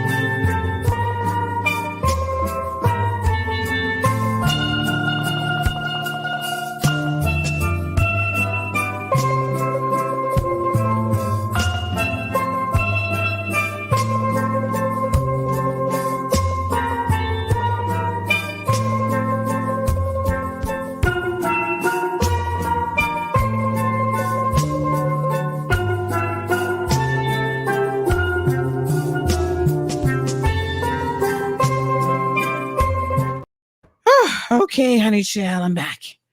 I like this. I mean, this makes total sense. You see, this is where we're going, Miss Amelia. You got to get with the times. Or you're going to get left behind. It's as simple as that. Huh. Okay, thank you, caller, for letting us know that. Cashless is how it goes. Even when I'm traveling security, immigration in the States is like, oh, how much money? I'm like, nope, not walking with one single dollar. No money. Someone said, Miss Sandy, I was thinking Cayman Airways should sell barcodes to customers for baggage fees. For example, $50, $25, $100. I'm not sure I understand when you say sell barcodes. What do you mean? How would the barcode help the situation? So you sell a barcode and then do what with the barcode? I'm not quite following that one. So maybe you could explain that one a little bit more. Someone says the cashless counter started at Cayman Airways airport because staff were stealing money. Well, we know a few of them got fired for it. So I'm sure that was one of the contributing factors. I don't think it's the only reason, but it's just easier to not have to handle cash. Cash is so germy. It carries so much stuff on it. Oh my God. All right. Let's move on to talk about taxes. We were just talking about that situation at the airport. Can somebody please have that sorted out? Mr. Johan Moxham, you're in charge of CIAA. Y'all need to do something about the overflow of taxis. Okay. So they said it's a ticket. In a receipt you would receive is a receipt that you would receive when you check baggage. They give you a ticket similar to the boarding pass.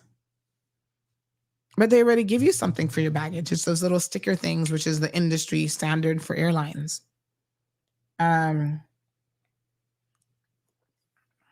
So I'm not sure that I'm seeing the benefit of a barcode receipt versus because all the airlines have, I guess they're all using the same system pretty much at the airports, where they print off your actual baggage. You get your boarding ticket and then you get your baggage tickets with the little piece that then peels off. So I'm not sure what else it would be that you would be requiring. So this person says, launch the app, scan your items as you shop on your phone, pay for the items on your phone. It creates a QR code that the person at the door scans on the way out, and the person at the door that scans a few random things. Yes, that's exactly how it works. And they also say that the Visa debit card is the modern day traveler's check. Mm-hmm. Nobody does traveler's checks anymore, right? I think that's a thing of the past. Anyway, let me talk about these taxi drivers, and I'm going to really kind of just get to the point here. Taxi drivers in Cayman are slack on another level. The minister that is now responsible for this is Minister J.E. Banks. And I hope that Minister J.E. Banks is listening this morning, because it's absolutely shocking what people have been discussing in the Women in Cayman group. And I hope this woman doesn't mind us sharing her post. A lot of people commented on it. It says, long upset post, sorry. But it demonstrates, again, some issues that we have with our taxi service that should never be happening, that shows that we are slack beyond measure. Okay? My Caymanian people, if something is easy to fix, even if you have to ruffle a few feathers to get it done, just fix it. We are being looked at as a third world country because we cannot get certain things right. Now, I got acquaintances in the taxi business. Every time they have a complaint, every time they have a problem, call Sandy. She's going to help us. Yes, I'm there to help when you're not in the wrong. But when you're in the wrong, I can't be there for you, right? I'm your ally when you're doing the right thing. Look at this. We are in a mess. And I'm going to tell you why I believe this story 100%, because I experienced something similar, except I thought it was a fluke. Turns out that maybe poor service is more of the usual situation than getting good, or not even good, but just expected service. Oh my God. Seriously. Let's read this together, folks. Yes, Tracy, I'm still sick. So let's have a listen together. A read of this together. So this is somebody in the women's group talking about an experience that they just had attempting to get taxi service. This is how it reads. Me and my husband had our Christmas party last night, and I decided to be responsible and not drive and call the taxi.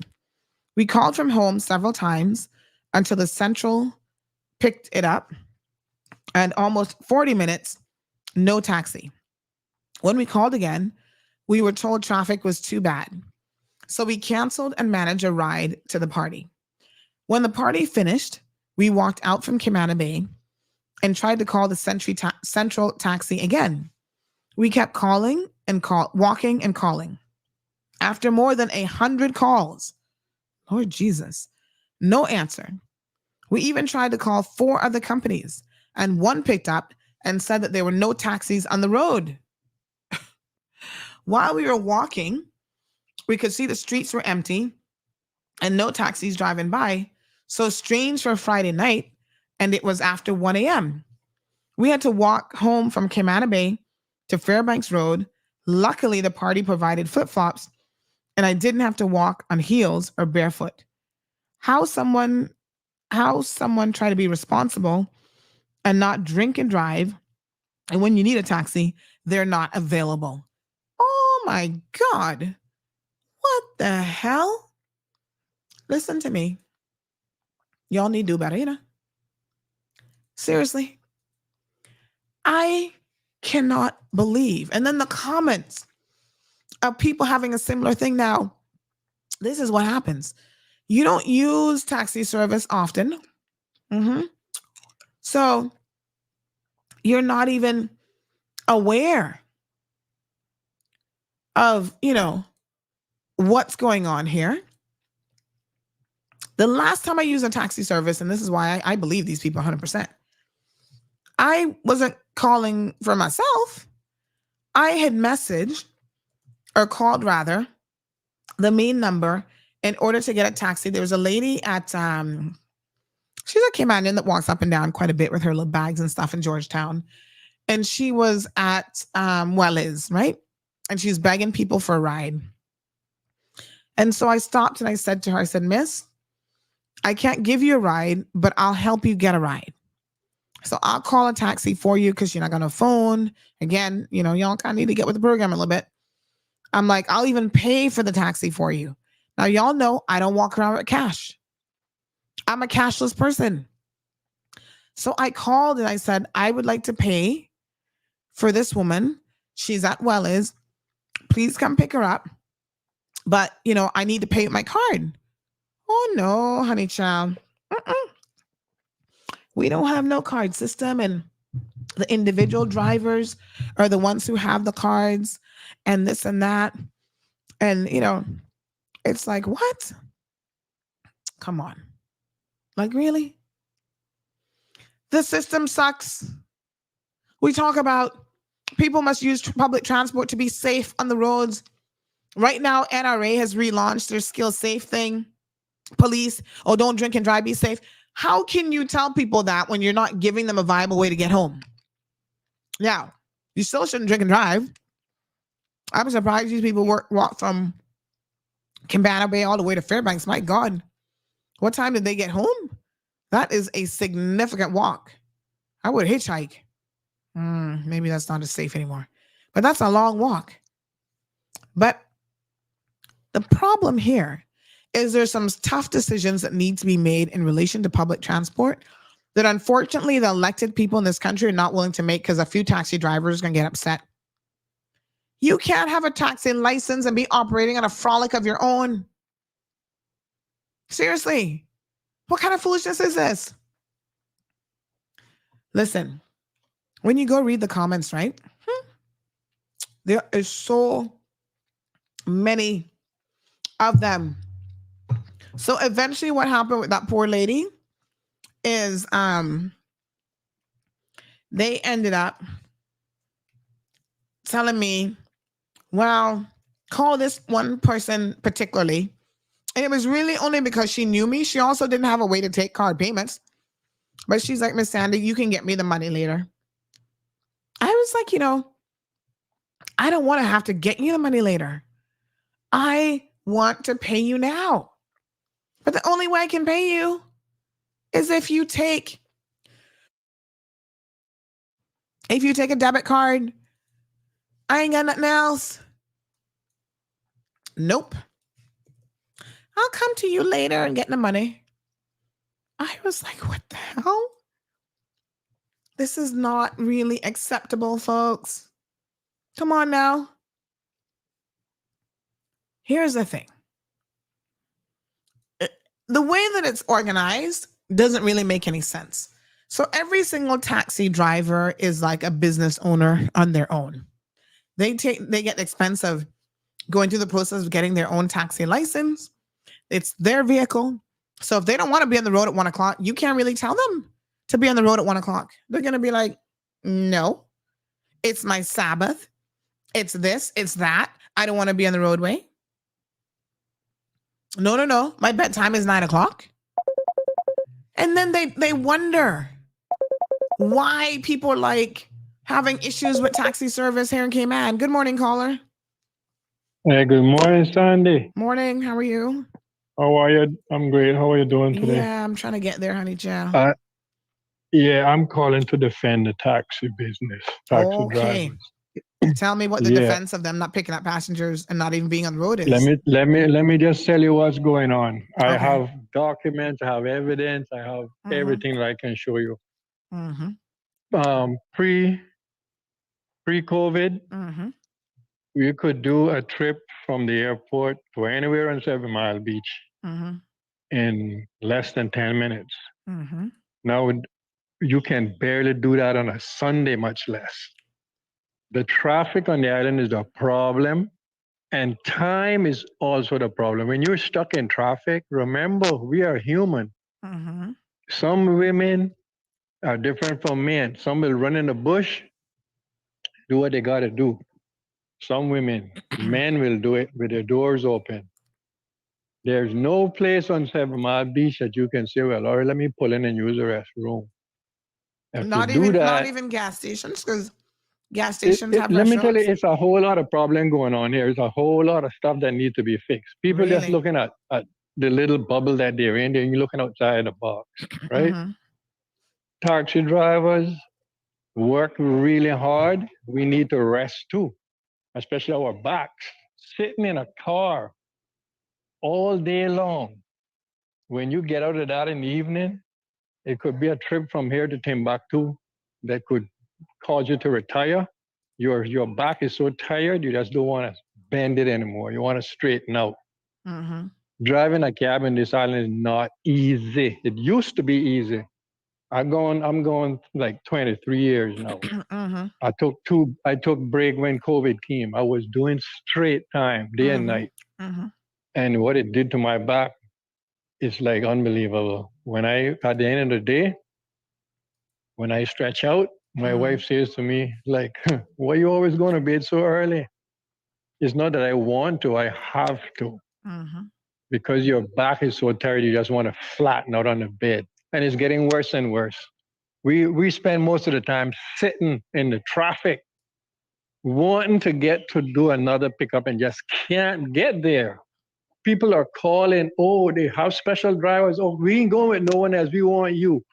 And you try to please that customer, and it takes forever, and they get frustrated thinking that you're not coming or you're putting them off. We just can't get to them. And for that reason, the transportation board thinks that by putting more cabs out there is going to fix it. Well, let me ask you a question, right? Yeah, go ahead. A couple things here. 1 o'clock in the morning, these people say that they're walking the streets from Cayman Bay to Fairbanks, and there was no taxis or much less traffic on the road. Where were the taxi drivers? I know drivers that work 24/7. You can't just call one and give up. Get more numbers in case you don't. But the dispatch center, isn't that the job of the dispatch center to know who's actually working and even where they're located? Dispatch center. Not all taxi drivers work for a company. A lot of the drivers are independent. Lord have mercy. You have Ace, you have Charlie's. Those are two big companies. This is where we need to resolve it once and for all. Caller, can I put you on hold for? I'm going to call you. Just let me tell you one thing before I go. Sure. There's people out here that would be happy to see Uber come in. Yeah. But that's not going to happen. It will be a war similar to what's happening in Israel and with Hamas now. Well, you can't stop if somebody wants to start an Uber company. We are already punishing and suffering in this island because of stupid and poor government. Someone just said, I wish Cayman had Uber. If the taxi service doesn't get it together, somebody will introduce Uber. And people wish that Cayman was a continent. Do you know that? A lot of people wish that Cayman was a continent. How stupid can you think? It's not a continent. It's not growing. It cannot get any bigger. This is an island. It's small. Yeah. And you cannot. It's just poor planning, poor everything, poor management. You can't build everything in your living room. You got to spread out. Cayman is 22 miles long by 8 wide, and everything that you do, you're going to do it in the capital. It's drawing all the vehicles in one spot, and they're running around all day, getting frustrated with each other. It's just sick. And there's too many bloody cars. Nobody wants to talk about that. That's what they need to talk about. There's too many cars on the island. It's all for the sake of revenue. It is just killing everything. It's destroying the whole island. It's destroying people's morale. It's just creating a whole lot of mess. All right. Let me leave you right there, Sandy. Thank you, baby. I appreciate it. Have a good one. My pleasure. Bye. Thank you. So, Kevin, maybe we need a Uber question here this morning. Let's do a survey. Because I can see a lot of the comments coming in. People are saying that we should have Uber. Let me tell y'all something. You either innovate or you die. The taxi service, and I don't really care about all the excuses in the world. We all have to deal with traffic. I know sitting down all day not good for your back, but somebody just said that is a choice. You're in a business where you're going to be sitting all day. That's not good for your health in more ways than one. But it is a choice.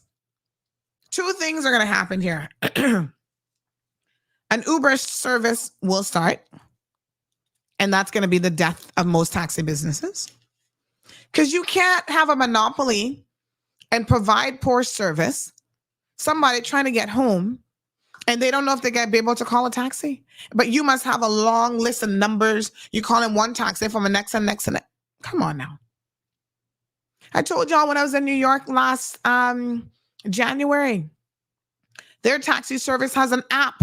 I can go on there and order a driver, ping my location from an app, and say, this is yellow taxi, by the way. Not even Uber. Come and pick me up. And then they have in a real-time map. They show me exactly where the driver is. So I went to do a massage in one little place there, and it was nighttime, so I didn't want to drive back to the hotel. I didn't want to walk back to the hotel. 20 minutes beforehand, because again, nothing worse than New York traffic by Times Square, I reserved the car. Said, come now, because by the time you reach in half an hour, because of traffic, I'll be ready. Everybody gets the whole traffic situation. It just means that people requesting a taxi have to order a little bit in advance and get it done. Somebody say there's already an Uber type business already on the way. You can't stop Uber.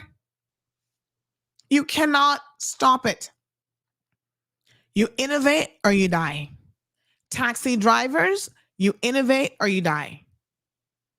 It's interesting that the caller said that there was a time when it used to be easy. Well, I mean, that's all nice and whatever, but maybe the job has been too easy for far too long.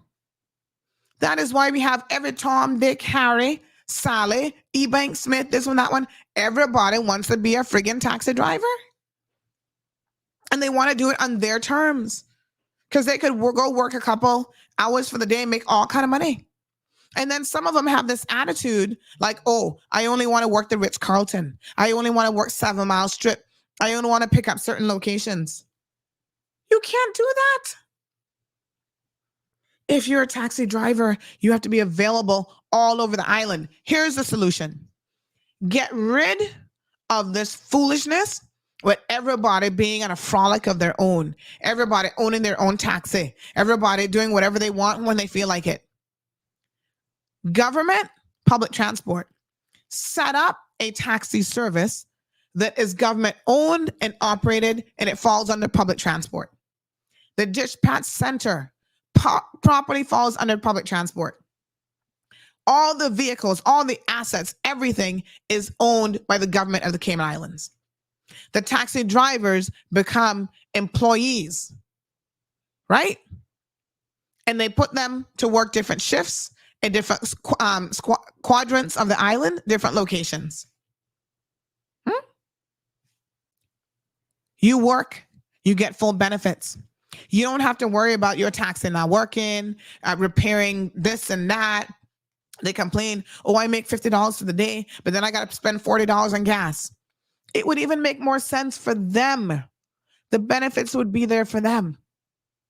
And the level of customer service Because when you hire people, if they're not performing, everybody has a little QR code or the little smiley buttons. People have a bad experience. You have people getting on buses right now that are being sexually abused by other passengers. That man has been arrested. There's certain slack things that are happening on buses and taxis. One person actually commented, I want to read some of the comments, right? Because when you read the comments of this situation, you get to fully understand how deplorable the taxi service actually is here in the Cayman Islands. And there's no excuse for it. I don't care how much traffic there is. Yeah. So somebody said the sad for Cayman, all these taxi licenses and no taxi available when needed. The taxi board needs to recall the license. They are not been used to service the public. Give to people who are willing to work for honest money. Somebody else says, listen, these taxis are on island unreliable. I've been left stranded twice by both 777 and 888 after being told that they were on their way and nobody showed up. But how can we tell? But who can we tell or explain to? Nobody cares. This is ridiculous. So you must have numbers of individual taxi drivers. Come on, man. Somebody says we were exactly the same. We ordered a taxi, said they would come. Nobody showed up. Another, same thing. Nobody showed up. Eventually just had to walk home. I was so mad. They go on to say last weekend, I got a taxi from a restaurant that wasn't even a mile from her house, but too far for me to walk late at night on my own. $45, absolute robbery. I was shocked.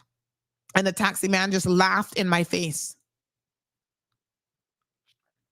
You know, we supposedly have this CIGO taxi fare, but once you organize it properly and government takes control of it, as you get into the taxi, every single taxi has the meter that's right there that shows you where you're going, running in real time, right? Shows you how much your taxi fare is. Organizes properly, government. It does not take a brain surgeon here. We have women that have been sexually assaulted by taxi drivers. Yeah. And the taxi drivers lied about, well, he got off. The jury believed his lies about where he went and what he did and what stops he made. How can that be? Every device should have a tracking device in it for the safety of people. There was another one here. I'm going to bring up this question here. There's another one where people were asking about, in the same comment section, one person said that she got picked up finally after being late. And then they were like, oh, well, I have to go do another pickup. And it's a guy. She didn't feel comfortable with that as a woman having to share a taxi with another person. And it's not like they're going to cut your fee for you. And she told him, I'm not happy with that. I believe, if my memory corrects me here, that they basically told her to get out the taxi. It's too much slackness that is going on with these taxi drivers. And it's putting people's lives at risk, to be quite honest, in more ways than one. Rachel Ann says Uber's needed so badly here. Give all them taxi companies a good run for their money. They charge so much for a single trip to nowhere. They can well afford to not operate during those peak hours that are needed for so many others to avoid risky behavior. Here's somebody else. Similar thing happened to my husband, but this was around 9 p.m. on a weekday and no answer from 777 whatsoever. So Stephanie, they wouldn't even answer. I'm sorry, 9 o'clock? Where's the traffic 9 o'clock at night? I feel like there's just too many excuses. And you can eliminate all of this by having it properly organized and properly done. Systems in place, SOPs. right? Safety, a complaint mechanism, a number you can call, a website you can visit. Every single taxi driver falls under one umbrella. Not, oh, this one is independent. This one is part of this taxi company. This one is part of... We need to change it, and we need to change it quickly. I am tired of the excuses for why we can't do what we need to do in this country. Like I said, you're going to innovate or die as a business. And death to taxis are coming. Here's our first poll question of the day then.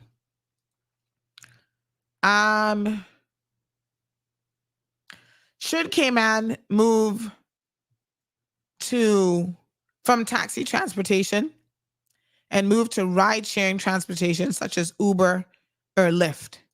And, these are public. I'm going to put it up here in a second. Give me 1 second. These are public companies. These are privately owned entities, right? Kevin, can you send me the link for the actual... let me see if I can find it. Oh, no. Let me try to find it. Oh, yeah, here we go. Right? So, folks, these are, and I'm going to send the link here, and then you can also do the QR code. Okay, so these are private companies, but my thing is, maybe in this particular sense, it actually makes sense to have this be... Now, I don't believe in government operating too many things because I don't think they do very much well. But maybe it's time for this to come under a well-organized, either a central company where you only have one company that organizes everything. You put it out to tender and you have one company doing it. But I think given what I know about the taxis and how competitive they are and all kind of foolishness, I think the best thing to do here is to make government take control of it. Start voting, folks. Scan the QR code. Alternatively, let me get the link here, which I'm going to put.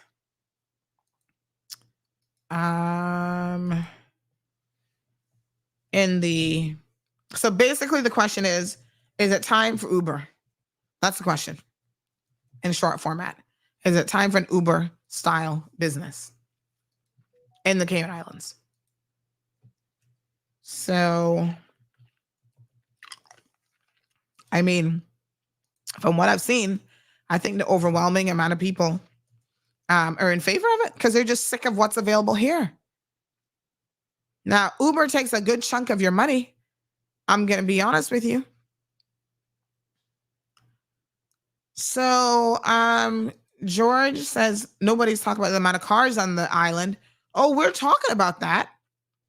And I'm not saying, Mr. George, that that's not part of the problem. But in a lot of instances, that has nothing to do with it. I told you about my experience because I don't really use taxis, right? But the last experience I had was on a Sunday afternoon at Wellesley's. And guess what? Because it was raining, they never wanted to come out in the rain. Yeah. I was like, what? Rain or shine? Rain or shine? Seriously? Taxi drivers have gotten a little bit too comfortable sitting in that driver's seat. Now, like I said, there are very unique things to Uber. Uber takes about 25, 30% of what you make. So don't think Uber is perfect and doesn't have its issues for people who work for Uber and has some concerns. That's why I'm not sure how profitable Uber would be, because in order to take that money, people are going to charge ridiculous rates as well, right? So I think a proper government organized one is the way to go. Good morning, caller. Good morning, Sandra. How are you doing? Not too bad. You just started touching on what I was going to argue. Uh-huh. So, I mean, what we would be doing if we brought Uber inside here would be exporting a lot of the capital out of the country, as we do now with so many other businesses. Mm-hmm. So much, and despite what everybody thinks, Uber actually doesn't hold a patent on the concept or the idea of the ride share business. So simply put, there's nothing stopping Cayman Islands government from putting together an Uber platform. Yes. And just saying all public transport falls under this one here, and here's the terms and conditions by which you can operate. Because here's the other thing: Uber has changed their business model, and they don't use your individual's cars. They now buy the cars, and you lease the cars from them.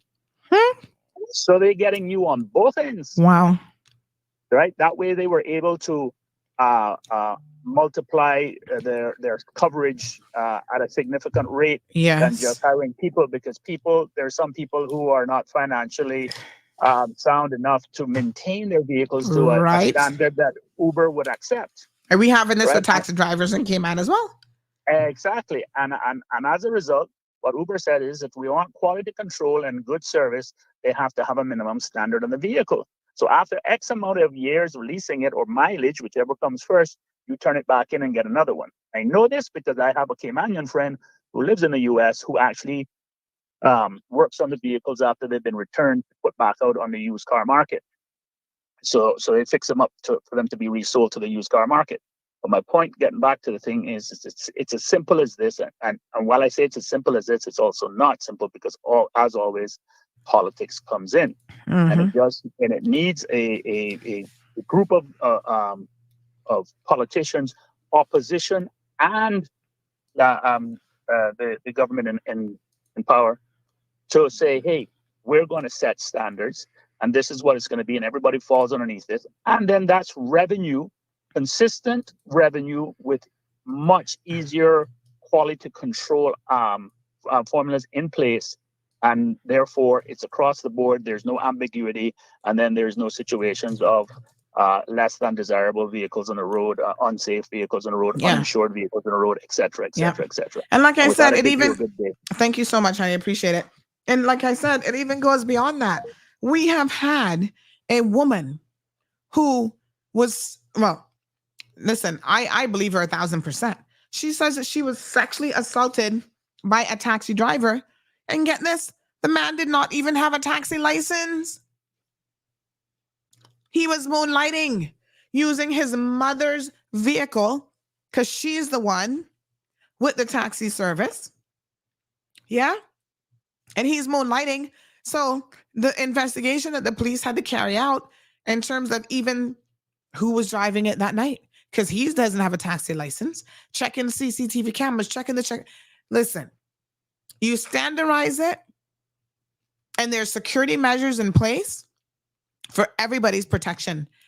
Every single taxi should have a dash cam system that covers both the internal, inside the cabin, and the outside with audio. I bet you one thing, he would have been convicted then. The jurors would have believed that woman then. This is a professional woman, a mother with several children, went out a little happy hour drink with her girlfriends, trying to get home to her husband. Right? And a jury of his peers believed him. This woman was on her monthly cycle. She don't know this man from nowhere in the moon. And yet they believed that she was open to having him insert his fingers in her vagina. The day that verdict came in, that jury should have been shot. Every single one of you. I was like, what? Because y'all are so close-minded. Attacking the victim. Oh, well, she's an expat. Y'all don't know all these expats women want Caymanian men. I was like, are you kidding me? Really? What? Why would she? He lied about so many things. About where he went that night. But she was at a disadvantage, because here you had a jury of Caymanians that just didn't like this. Oh, well, she's a white professional, whatever. Hoity-toity, yada, yada, yada. She's going to just frame somebody for doing something like this and make this up. I was so shocked.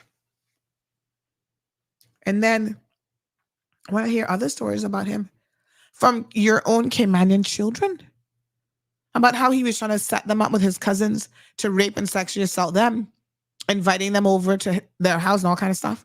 I say, yeah, the jury didn't get to hear any of those stories, of course. But the day he rapes one of your children, then you're going to expect justice. But you couldn't give, because she's a foreign woman, you couldn't give her justice. It's despicable. But situations like that could be resolved if every single taxi on the roadway had a security system, dash cams. You wouldn't have taxi drivers trying to make moves on these women when they are vulnerable and drunk and intoxicated and under the influence. It is very, very concerning. Roseanne says, I thought we had Flex Cayman. What happened with that? I don't know what Flex Cayman is. Ingrid says, thank you. Uber would be very good here in Cayman just because of all these lazy taxi drivers full of excuses. Christopher joins in, says Uber is needed, and this would solve many of the issues we face, especially during the holidays. Taxi drivers can work for Uber. You see, taxi drivers can't sit back and try to put political pressure on elected officials and hope that that's going to give them job security. Innovate or die. It's as simple as that. I don't know how much clearer to make the message, but we are so used to getting our way regardless. Oh, this is a Caymanian operated business, blah, blah, blah. Well, I can tell you what, most of the people in the business aren't even Caymanians anymore. I mean, they have status, I suppose, but let's just be very, very honest about what's happening with that industry as well. John says competition always changes the landscape. AJ Aquatics says that ACCKY isn't allowed to have Uber to protect the local taxi businesses. Well, I'm saying that this is not something that they can get protection for, especially when the service leaves so much to be desired. You can't protect an industry that is substandard. And I hear your excuses. I hear about the traffic. My God, we all have to sit in it, unfortunately. And if that industry just isn't for you, then it just isn't for you. Not everybody is meant to sit in a car all day. I know I couldn't do it. Right? No bathroom facilities. If government set it up properly, they would have a station on West Bay Road, the one that they have in town. They've got that one there. They should have proper restroom facilities at all of these locations. They would have one kind of out east where, again, drivers could stay in a particular area. Like if I'm a taxi driver working for the government, I live in, East End or whatever. I don't necessarily want to be working West Bay Road. I might say, hey, can you just put me on the schedule to just work the Eastern districts? All I'm saying is there has got to be a better way. John says the taxi situation has been pathetic since the day I landed on this island. Get an Uber situation where the drivers don't have to be licensed by the taxi authority and we're all set. Caveat emptor. Well, I don't think that it should be a free-for-all personally. And that's also one of the other issues with Uber, right? We've seen safety issues arise. Even some Uber drivers have been accused and have been convicted of sexually assaulting women and doing other kind of behaviors as well. There has to be a vetting process. So you can't have a child molester or a repeat sex offender getting an Uber license and using that to carry out and target tourists and stuff like that. So I think there has to be, don't make it a free-for-all. I don't think that that's the solution. I think putting more in place is the solution. Inspiring says that's why I love Uber X, Uber XL, Uber Black, Lyft XL, etc. I don't even know what's all the XL for. What's the XL and Black and all that kind of stuff? Ron says, typical. Man called in and took no accountability for poor taxi service. Time to bring in Uber. So far, the vote says 89% says introduce an Uber-style system. 11% basically are saying no.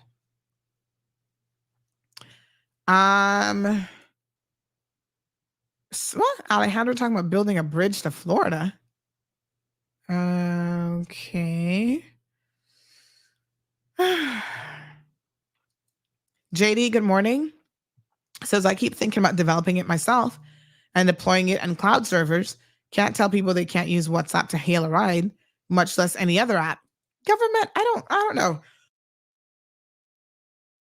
If government has taken a position on this and said that they're not going to allow Uber, that's ridiculous. And I don't know that legally that they can really stop it. Tracy is asking whether they tried something similar already. I'm not aware. Johan says, you really compare New York to Grand Cayman taxi services? What I'm saying is the organizing of it, right? How well it was organized, how I could book it from an app, how I could see exactly where the vehicle was in transit.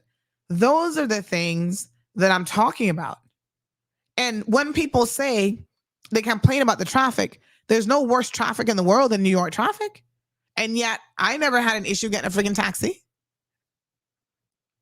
So it's not an apples for apples comparison.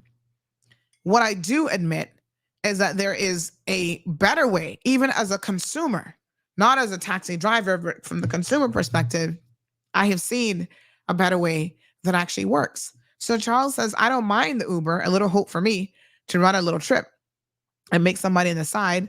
I don't sleep anyhow. Anne says there's Curb in Miami. Monica says, I love Panama, Jamaica taxi, like dirt anytime you're ready. Alejandro says public buses here used to have the same real-time tracking and no one used it, so nothing gonna change. They had a real-time tracking app. I've never heard of that before. And it's not like everybody's gonna use it, but there are people who will. Mr. Goodlook says, unless Uber's coming with flying cars, that's the only how it's gonna work. The problem is the traffic. Just create a bus and taxi lane and that's it. Mello says having a taxi service and having Uber is not mutually exclusive. Those with taxis can also be on Uber. Mr. George says, can someone please bring in someone to compete with CUC? Talk about, well, you can get solar if you want. There's always an option. And then people complain about that too, Mr. George. They complain that they don't want to believe that. They don't want to pay the price because they want everything to be free or dirt cheap. So solar isn't dirt cheap and they don't want to pay for that. I don't know. Did we have an Uber service on island? So Johan says 2 different worlds, culture, independency, and taxis, etc. If you are an independent taxi driver that owns your own business, it's free to set your own hours of service. That is Cayman's reality for taxi services. Well, I'm saying that's a poor reality when you can't find people on a Sunday. They don't want to work except in certain quadrants. And, at night, when you need a taxi so you don't go and kill somebody and drink and drive, you can't get anybody who wants to work. That model cannot be sustainable, Johan. I don't care if that's the Cayman way or not. We have to admit that there's certain things that we have done in a particular way for far too long that are just completely nonsensical. It doesn't work. It doesn't work. And so fix it. Ingrid says taxi drivers have the worst attitude here in Cayman. They're greedy for money, but lazy to pick up late calls. Inspiring says Uber doesn't need to bring any flying cars. There are many cars on island and people without jobs that will be happy to work for Uber. Damien says that was then, this is now. Times have changed. Gabby says that's why I try my best not to take a bus. Yeah, there's so much foolishness you have to put up with. Damien says all of them need to be re-examined. I have a complaint case now waiting for 9 months. And a taxi? Lord Jesus. What a hot mess. No, sir. And that's the thing too. Who do you complain to? There's not even, it's an independent business. So who are you going to call? Ghostbusters? The Better Business Bureau that does not exist in the Cayman Islands? Y'all see the problems? So that's acceptable. It's acceptable to have a taxi service that can, taxi drivers can do whatever they want and there's no oversight. Oh, public transport? That's supposed to be the oversight for them? Come on now. No, honey child, it ain't working. Wanda says since they're all independent, you would have to know everyone's number. That's crazy. Who works at night? Who knows? Well, I don't even know. So how does, if they're independent, you have some that are companies, some that are independent, when you call 777-888, what's the number that you call for taxi? Who do they have to dispatch? Are you telling me that they only have certain people? I mean, I don't even understand how it works. Johan says you or anybody else that's complaining should start a taxi company service of their own if you want perfect service. Johan, you're causing me to cough now. Nobody's asking for perfect service. First of all, let's be clear. What people are saying is that there should be minimal standards of service. And there are not. I hear a phone ringing. Oh, there we go. Good morning, caller. Hello, caller. Hello? Yes. Yeah. Morning. Morning. I got to say something about this, right? Because if you're catching a taxi, right, after you go out for a drink, you should catch a taxi when you're leaving home so that the taxi driver will know you're out. But did you listen to what I said? Did you listen to what the person wrote? They tried and nobody showed up. But they drove there to the place, didn't they? They said, Alejandro, I need you to pay attention. No, they did not drive. If they drove, they wouldn't have to walk home. Did he hang up the phone? Listen to me. If you're going to participate in the conversation, I at least need you to pay attention. Let me read again what was said. They said they tried to get a taxi beforehand. Let's back it up, folks. Okay? We called from home several times until the Central picked it up, and almost 40 minutes, no taxi. What would you expect them to do? Sit down and wait 2 hours to get a taxi to come and collect them? Come on now. I mean, at some point, we have got to stop accepting not even mediocrity, because I don't know what this is. This isn't mediocre. This is piss poor. This is ridiculous. Wait 40 minutes. You call multiple times, even get somebody to answer the phone. And then you must sit down and wait 40 minutes and nobody shows up. Meanwhile, your little Christmas party is almost over, almost done for. Come on now. And everything, it's the consumer who must be penalized. Well, you must do this. You must go out of your way. You must wait. Are these people running a business or not? That's the only question I have. Because if you're running a business, you need to do a better job. And what we're saying to you all is the general consensus is the taxi service needs complete revamping, and it sucks. It's horrible. Damien says, come on, Alejandro. What if they get busy or finish the shift? The same taxi? Yeah, you can't expect the same taxi to necessarily pick you back up. Sarah weighs in, says we need a proper bus service with GPS and cameras. I was just saying that about taxis, Sarah. Same thing. Sandy says this man didn't listen. Sandy said it clearly. The couple had called from home before and no one answered. Geez, listen before you call and see Martin sound ridiculous. Lorraine says, I know several people who've arranged for a cab to take them to dinner and then pick them up. And the taxi driver then made arrangements with never showed up to get them. Imagine you have had drinks. You definitely no condition to drive. You made arrangements. Okay, come for me at 10 o'clock, and then they don't show up. And Miss Lorraine, unfortunately, there is no accountability. So Charles says, not sure I agree with the implementation of Uber because it would negatively impact Caymanian families. But if it's going to be implemented, it should be owned by the country. 91% so far, continue voting, are in favor of an Uber style. Doesn't have to be Uber. I don't care what it's called. Uber, Lyft, whatever. The concept, when you mention Uber, everybody gets it. Melita, good morning.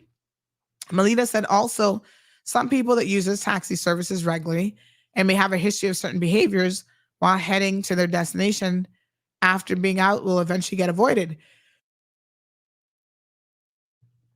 Well, I mean, any service can be denied for violent people or, like I said, people sexually assaulting people on a plane, on the bus. You have a right to turn down those people for service.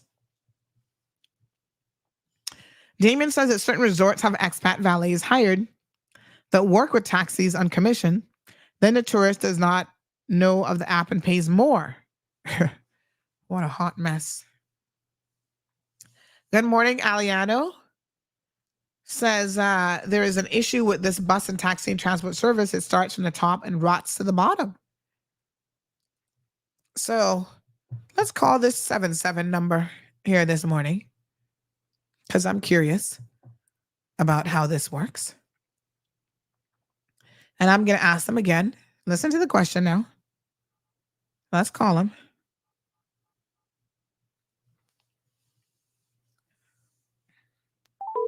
Alejandro says we should all get a car and don't get drunk.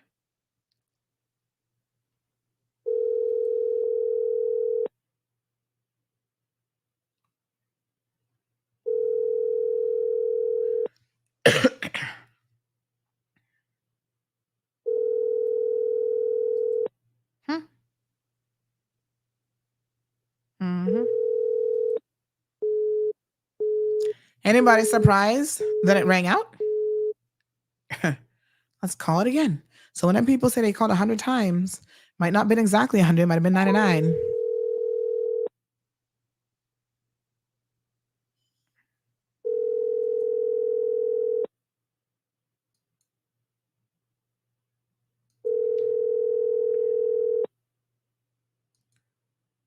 Mm-hmm.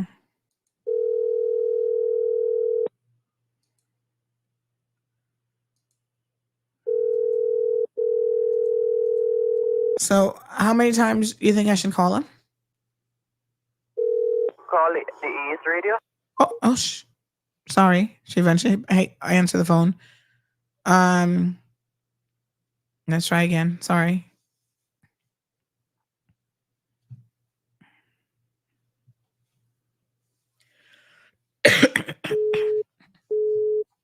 Oh, now it's busy.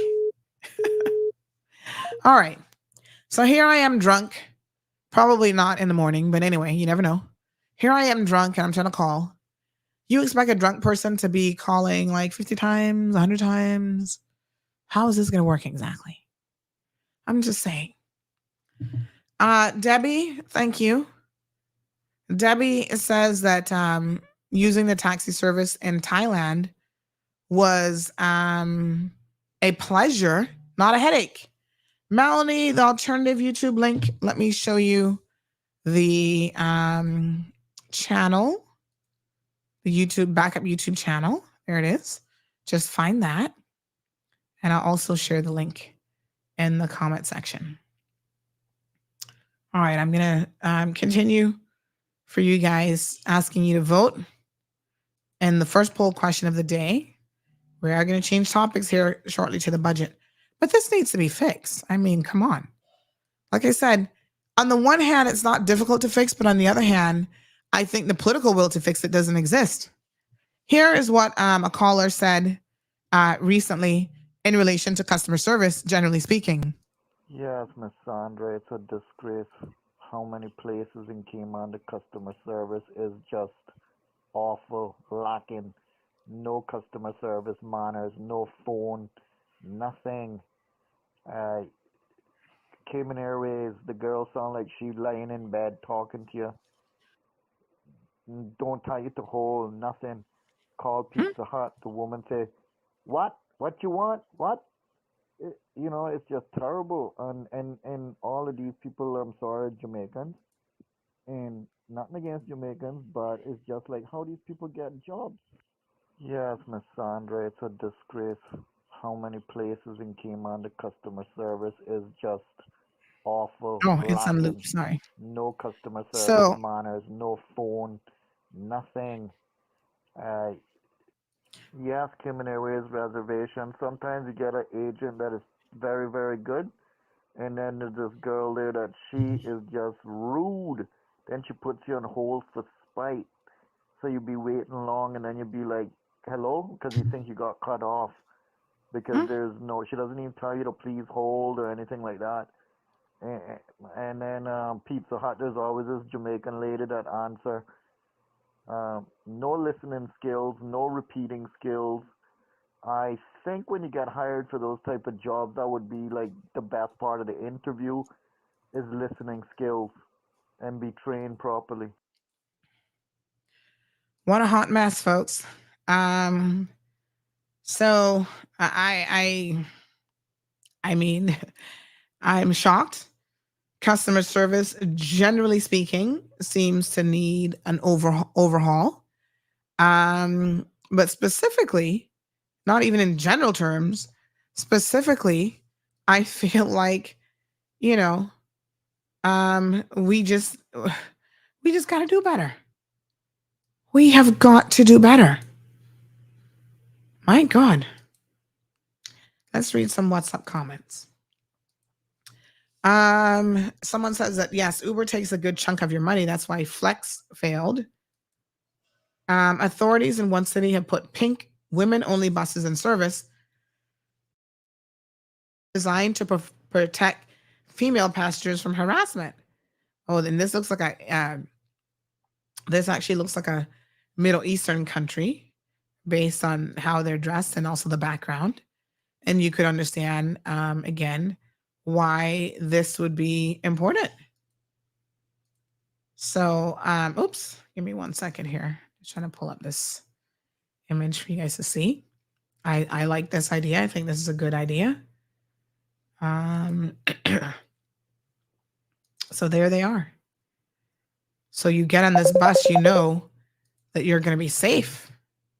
I mean, you should be able to get on any bus and be safe, but there's certain countries around the world that you dare not get on a bus as a woman because you'll literally be raped and sexually assaulted in the back of the bus and there's no protection. It's happened and it's horrific.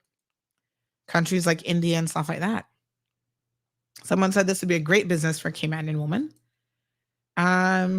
Somebody says you turn Uber loose and taxis will get all the rest that they need.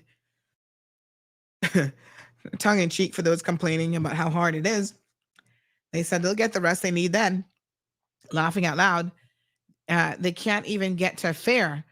How is he going to get to war? He said if Uber came, there would be a war. Oh, that's funny.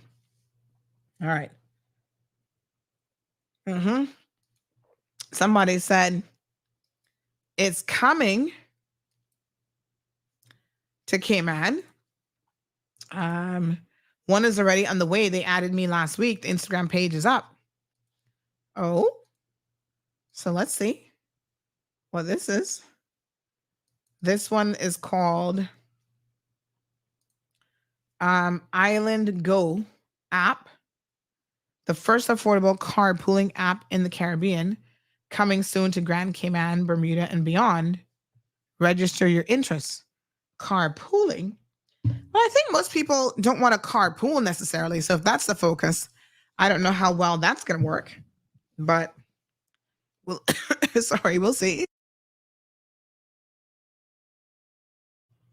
Oh, gosh, sorry. We'll see. Somebody says they try to get a service similar to Uber here called Flex. From what I understand, the very few taxis joined the app. Oh, so this was geared towards the taxi drivers joining. They prefer to get money in their hands. Of course they do. All right. This person says, good morning. Good morning. So vote in the poll, folks. Is it time for Uber? This person said, but there's also an app that persons can request a taxi on. The taxi number goes directly to the driver's radio. Huh. This person says, hey, Sandy, kind of is off the wall idea here. We have a lot of smart Cayman people in the IT industry. I'm wondering about a request for proposals to develop a local ride share platform. Taxi licenses could then be linked to the platform. The successful bidder could then be paid royalties for renewal of taxi licenses. Obviously, the contract price for development would have to be attractive. To my mind, this keeps capital in the country and stimulates IT and transportation industries. Random thoughts needing further refinement. Thanks. Somebody says, good morning, honey child. Are the taxis privately owned? Have the same problem in Bermuda. After 12 a.m., hard to get a taxi. And by law, a taxi should be operating for 16 hours a day. Same handbook, Sandra. What a hot mess. And this person has shared an article from the Royal Gazette newspaper there in Bermuda, where they were complaining about taxi laws needing to be enforced. Huh. Shock and surprisation. Same problems. What a mess. No, sir. This person says, if you can't get taxi, get public bus.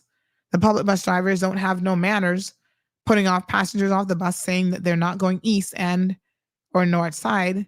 They need to give them tickets.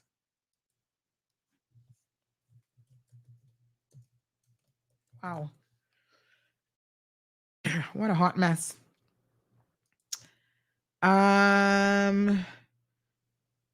So this person says, building a bridge to Florida. I don't think Cuba or Washington would like that. Great Britain is an island. It has Uber. Flex is almost like Uber with an app and stuff, but I heard it is still expensive. Huh. This person says, oh, Lord, Miss Sandy, don't say that when they should have been. Oh. This person says, Miss Sandy, when these people go to license taxi yearly, they should have a time, 9 to 5 or 12 a.m. to 5, whatever. Just like the liquor stores, I bet they stick to the time. And when you have one control center, then they all have to call into that to start working. And once they finish, both private company and personal. Yeah. I mean, this is the thing. Like, you don't, from what I'm understanding happens, you don't even know when a taxi is actually a particular driver is working or not. It doesn't make any sense. At least if you had it organized properly and you had a central control system, control center, then yes, you could actually have, they could tell you, we've got this taxi available in this area right now, or not. Or after midnight, we only have 10 taxis in operations. It's something. You must go through every single taxi number and call people. Oh my God. Ugh. Yeah, I don't think ride sharing is really the answer. I suggest he call Domino's instead. Who's called what? Domino's. Can you imagine all these Uber vehicles pulling to the side of the road and trying to get back in traffic, especially in West Bay Road, says Damien. Taxi fares in Cayman is way out of pocket, says Rough Seas. All right, well, we'll circle back. This person said, I would use Uber to and from work. I would only drive my car on the weekends. So a solution like Uber could, depending on the cost, potentially keep, some people off the roads that ordinarily, listen, I'm not sure if I would use Uber every single day, but there's a lot of days that I don't feel like driving anywhere. Yes. So if I had a viable alternative, I would use it too. All right. Like many issues, we're going to park it and come back to it. I think it is something worth considering. The fact that the general population is saying, bring in Uber, that should be evidence enough. If you're a taxi driver and you're listening this morning, that should be evidence enough that people are not happy with what is going on. Yes. What is there isn't working. And y'all complaining, it doesn't sound like it's working for you all either. Because you're also complaining about long hours, this and that. Maybe there should be a maximum of 8-hour shifts. So you shouldn't be sitting in your car trying to sit and drive half wake, half sleep for 8 hours a day and blah, blah, blah. Maybe a win-win for everybody. This person says that when you're able to get a taxi, a rude Jamaican arrives, overcharges you, and don't know where they're going, shaking my SMFH. You figure out what that means. All right. I had to be very careful with that phrase because I almost wanted to say the full thing. Dion says, I think Uber's a good way of improving our transport system. Al says, call a donkey. They always show up. Oh my God, Al.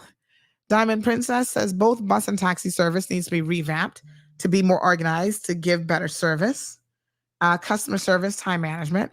You have to call the taxi number a few times before you get an answer, and then wait up to 45 minutes sometimes for them to arrive. Yes, sir. Yes, sir. I'm still on air, but tell me. Oh, Jesus. The location of your place right now, they need the bags delivered. So, are they there? They are in the area. They're trying to find exactly where you are. Is it? Let me ping you the location. Okay, cool. Thank you. All right, honey. All right, bye. We can't be giving locations and stuff on the air now. No, honey, child. All right. Let me see here now. 1 second. Thank God for modern technology. I can ping them the location, and then I can open the door, and I don't even have to be there. Look at that. Look at modern technology working miracles.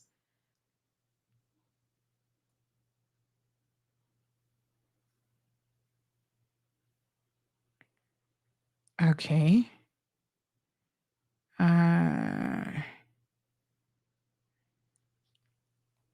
Okay. Uh-huh. All right. Okay. Thank you, Diamond Princess. Siobhan says, well, bringing in Uber is one thing, but the driver still needs to have manners and listening skills, because you can bring in anything, but if there's no change in customer service, then the same thing will happen. Melanie says, Uber ride sharing already exists in construction. They buy cheap vehicles and charge coworkers for rides. Apparently, they also rent out the vehicles to friends of friends visiting the island. Oh, really? Well, there you go. Didn't even know. Thanks, Mel. Damien says government needs to buy a large tract of land and create a bus depot with parking. You leave your car at a terminal in each district and take the bus. Again, ways to address, traffic, congestion, especially like in places like Central Georgetown or whatever. But you've got to have something that works. These terminals can also offer small satellite stores and food stalls. To take the bus, you use your bus card that has credit on it, and the buses are sanitized 3 times a day while another reserve bus fills the route. Some good ideas, folks. I think we need to just get on it. All right, let's move on. So there's 2 topics. We're not going to have enough time for both. But there's 2 topics that I need to touch on. So let's talk about the Brac school, because there is a situation with kids showing up to house in West Bay, looking to fight with weapons, trying to do damage to a child. I'll leave that for tomorrow's discussion after our Health City segment. But this is shocking. Yeah, we have the video, y'all. You are not going to believe this. This is next level crazy. Let's talk about Cayman Brac for a second. And I know Brackers, I saw your comments and y'all up in your feelings like, oh, we don't get nothing. We don't get anything. It's about time we getting something. Let me just stop you dead in your tracks for a second there. I'm shaking my head going, what? Y'all don't get nothing? Well, whose fault is that? Cayman Brac has had a representative, not just as an MP, but as a minister, every single time there is a desire to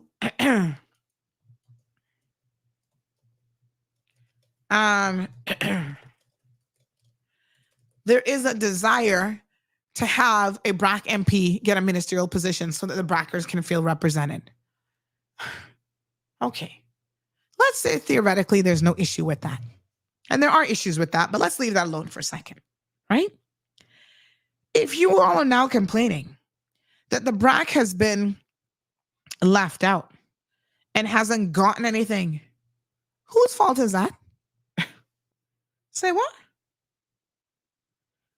Whose fault is that, y'all?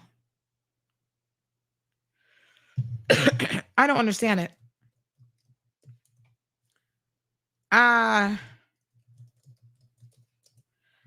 I'm supposed to be concerned with you already having a minister when you're not willing to admit that the real problem is that the people that y'all keep electing are not doing their jobs.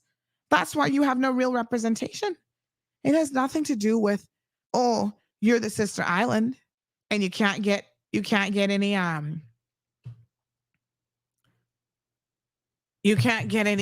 anything.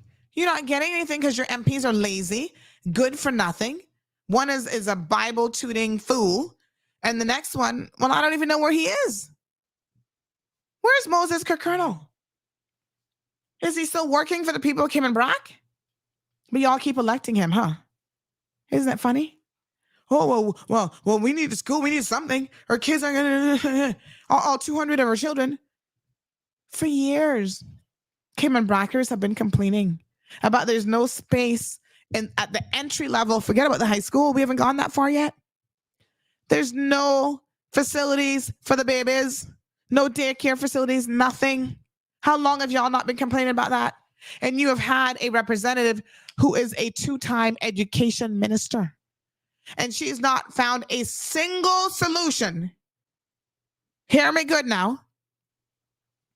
She has not found a single solution for reception or preschool or daycare services for Cayman Brac.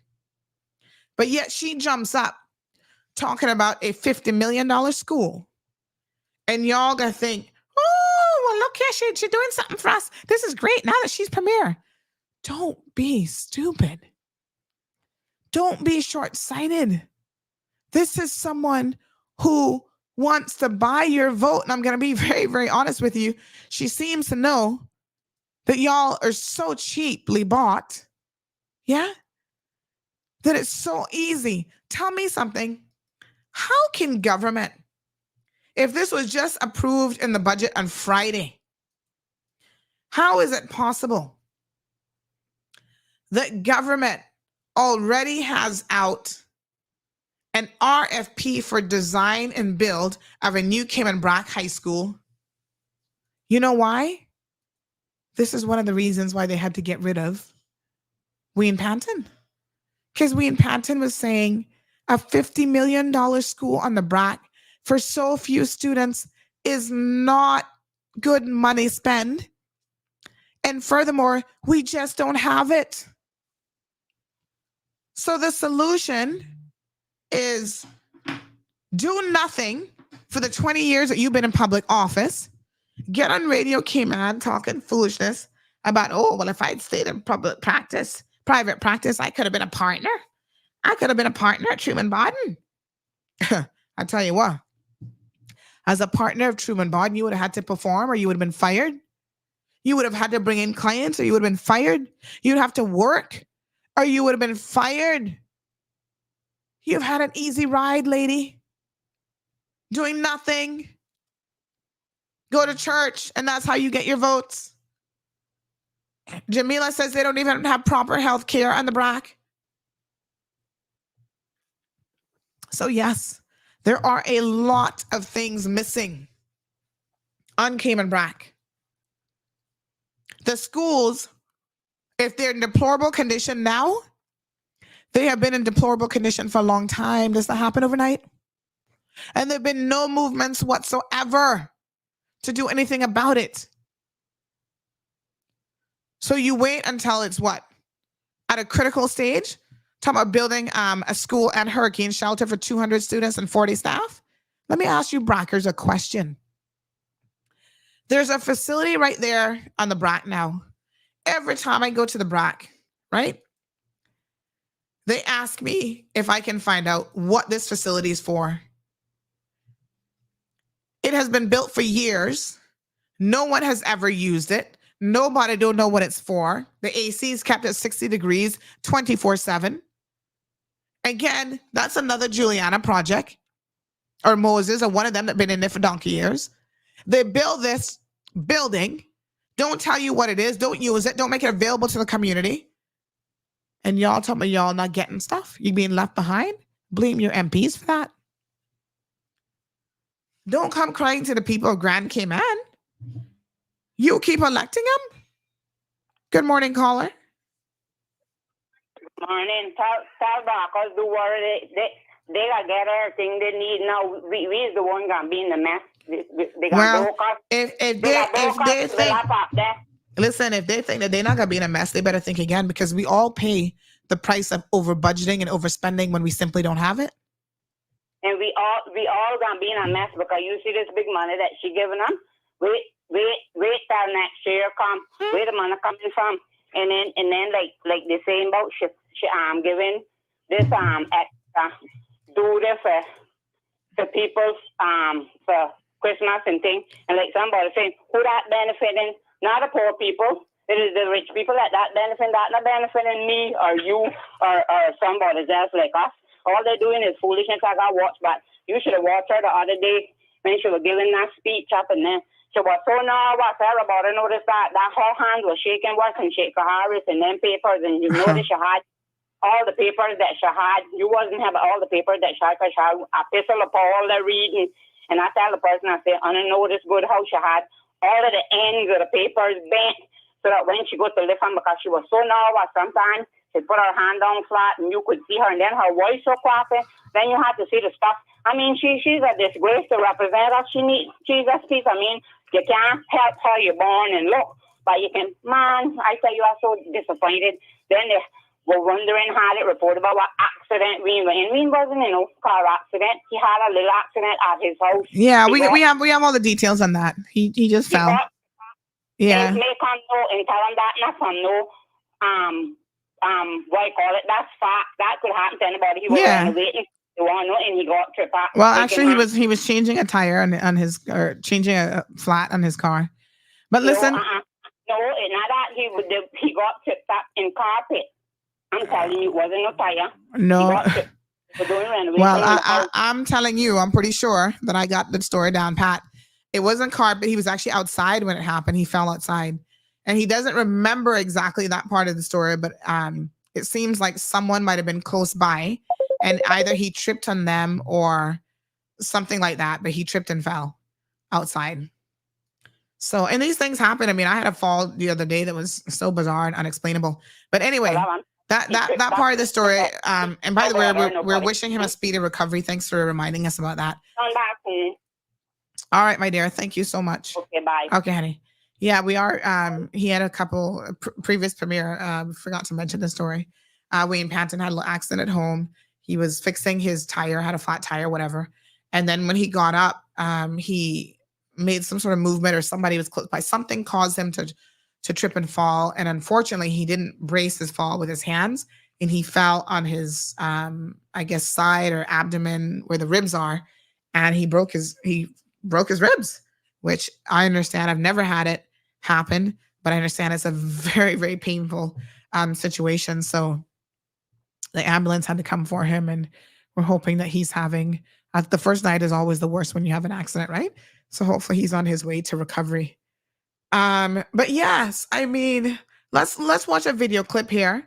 I haven't previewed any of these clips, but let me see now. Where did this one go? Thank you, Kevin, for clipping these for us so that we can at least watch some of what went down. So on Friday, Cabinet did, presented the budget, the new premier. And again, this was something that was a point of contention with Wayne Panton. And that's another reason why they had to get rid of Wayne. Tomorrow, we're going to talk about how Mckeeva Bush is now a cabinet secretary. The man has multiple criminal charges in court. And so I want y'all to be very, very clear that despite Juliana walking around thumping her Bible 24/7, I am sorry, but if that's what a Christian is, if she is a Christian, I'm afraid to be a Christian. Because that can't be the definition of a Christian. You sat in the PPM government, never spoke out about what this man did when he physically assaulted a woman, never did anything about it. Now he has a rape charge and then other charges against women, groping them, biting them, doing all kind of stuff, civil servants, no less. And you, a so-called Christian principled woman, puts him in a cabinet secretary position. But you see, that was part of the deal why he took the PAC government down. He wanted his court cases to disappear. He wanted money from Wayne Panton. He couldn't get any of those things. Instead, Wayne Panton had to fire him as Speaker of the House. And what does he turn around and do? Bring down the government. And Julian now is delivering on the things that he needed. It is so, these people are so unscrupulous. I can't even wrap my brain around it. I know people who are big time sinners that have more standards than this woman who professes to be a God-fearing individual. Have a look at this, folks. I can't believe it. There, Mr. Speaker, we advanced several capital projects, also aimed at increasing the school's capacity to accommodate the growing population in their respective communities. Mr. Speaker, as a part of these efforts, you'd be happy to hear, seeing that it's your constituency and you have advocated for it for some time, work has now commenced on the new Year 6 block at the Red Bay Primary School and on converting the existing Year 6 area to reception classes. Additionally, work progressed on the construction of the Airline McCoy Primary School Hall and a walking track that was established at the Creek and Spot Bay Primary Schools. As stated in the budget overview, we also have plans for the construction of a new Cayman Brac High School, a new high school in West Bay, a new hall at the Joanna Clark Primary School in Savannah, and the expansion of the Lighthouse School to include 11 additional teaching spaces. So you see, we're not just building the Cayman Brac High School. The Department of Educational Services Facilities team has implemented several smaller projects to enhance our school's physical infrastructure. These include the construction of a new wheelchair ramp at the Prospect Primary and the creation of a new student holding area at the Airline McCoy Primary in Bordentown. Mr. Speaker, we are committed to providing world-class education to all our students in the Cayman Islands by fostering inclusive learning environments, investing in the state-of-the-art facilities. The question is often asked, who are we developing for? In order to break those ceilings, we have to do it through education. And after this minister have exited the stage of politics, no one should ask in their minds who we were developing for. We were building, yes, state-of-the-art facilities for first-class citizens, not known as ghost Caymanians, but our belongers and Caymanians in this island we call home. My God. Okay. So she says, oh, just so y'all don't think that we're building just a Brac school, here's a few other things. Okay, that's interesting. Because you've got overcrowding at John Gray, Clifton Hunter. What are you doing about the overcrowding situation? There's no overcrowding in Cayman Brac. Do you actually need a $50 million facility? Which, by the way, I've never seen any government project They say they're going to budget $50 million. It's going to go into overrun. So expect to end up paying probably closer to $75 million. Y'all don't have a hurricane facility in the Brac already? Really? I mean, not to say much, but the Brac hardly even gets touched by storms. Paloma was how many years ago? Before that, it was what, the 1932 storm? Someone said that the women in Cayman Brac, mothers have to come to Grand Cayman to have their babies, and then look accommodation, which is really, really inconvenient. This person says the facility is a waste of funds.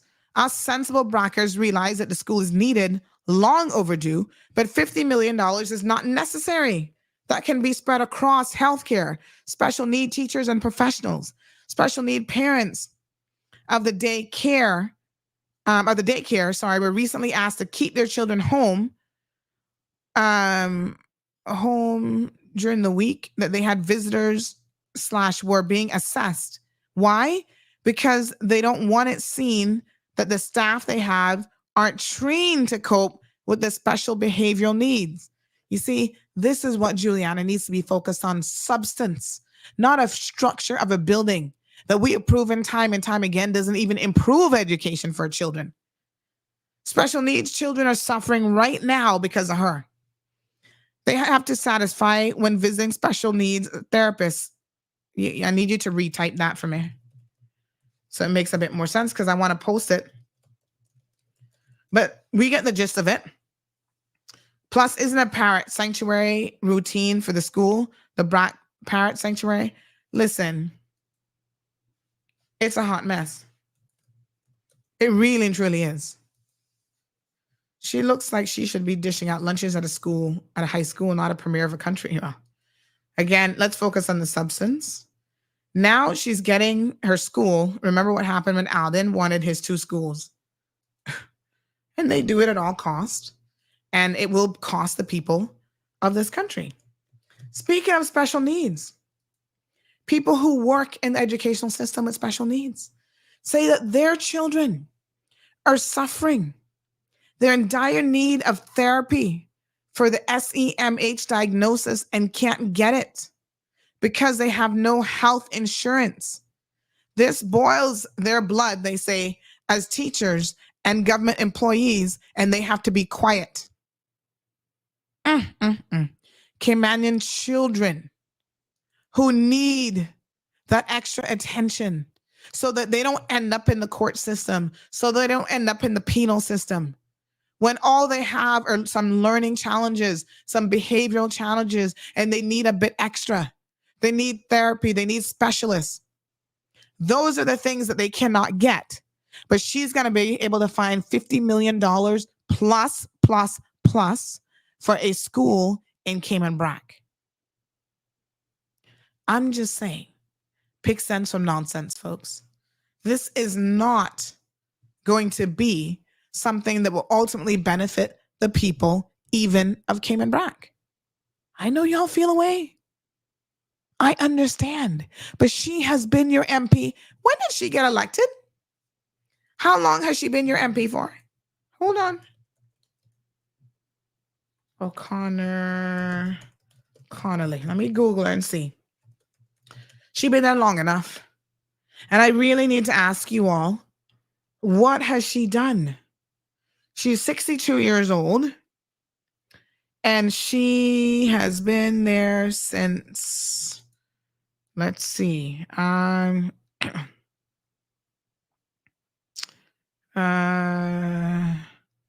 So she served as premier, it said, in 2012. So she was first elected in 1996. That's the year, ironically, that I moved back to Cayman. So 1996, we're now in 2023. That is 27 years. I have to ask you, how beneficial has she been to the people of Cayman Brac in 27 years? You know the improvements that y'all could have had in the Brac in 27 years? She does not even want to address the drug problems you have there because I hear her family part of the problem. I'm just saying. The rampant child molested in Cayman Brac, she don't want to talk about that either. Hello? Good morning, caller. She said she been there for 28 years the other day. Oh, 28. All right. She said 28. She saw her 28 years and not doing nothing. And just not to being so hypocritical about that dress she gonna look like she bought that from somebody. You see how big that, like, that was somebody that have broader shoulders than her. You see how the shoulders are. Look, she There, Mr. Speaker. Mm-hmm. I mean, and listen. then that hair, and then that hairstyle. I mean, when she go represent us, they can ask what sticks or would she come out from. She not dressed as she want to wear her long sleeve, yes, because she could professional Christian, and she want to wear her frocks down to her knee or her ankle, no ball. But I mean, come on, dress a little more. That dress outdated. It not ugly color, but look at that. Then look at her hair with this part and slick back. Look, Jesus, piece. No, sir. She need to go, man. Tell me Panton wasn't more presentable than that. They got asked if she come out of the sticks or the jungle or whatever. Our premiere, no, man. But I never did like her from time from morning because they tried to crush my child one time. That's a long story, but she's something else. No, sir. I don't know what we in for. I don't know what gonna happen to us. Lord, everybody better get her on their knees and pray because it's silent. It been gone, but it worse now. It done now. We done. Thank you, honey. It's so sad. Yeah, thank you very much. Power hungry. And I hear Mckeeva get 1 million or so. I forget how much turkey. They say he order you waiting for yours. Somebody said he got this big pile of money. All right, honey, we're out of time. How much turkeys he order? So that's why he not going to wake up. That's why keeping him in. We're out of time. Turkeys and fridge and stove and whatever. Yeah. So everybody get a good feast for Christmas. We're out of time. Thank you, my dear. We're not gonna get none because they throw ours out. Yeah, I don't need none. I'm good. I don't even need them. All right, my dear. All right, folks, we're out of time. We'll pick up this conversation tomorrow because I'm not done with this conversation yet. Because we need to look at, on the one hand, she's going to give y'all each $1,500 of civil servants. Yes. And everything now is going to be increased because we never had the money to give out $10 million plus between SCGs, yeah, and everything else. We never had the money. Now we all got to pay for it with everything going up. This is bad financial management. This makes no sense.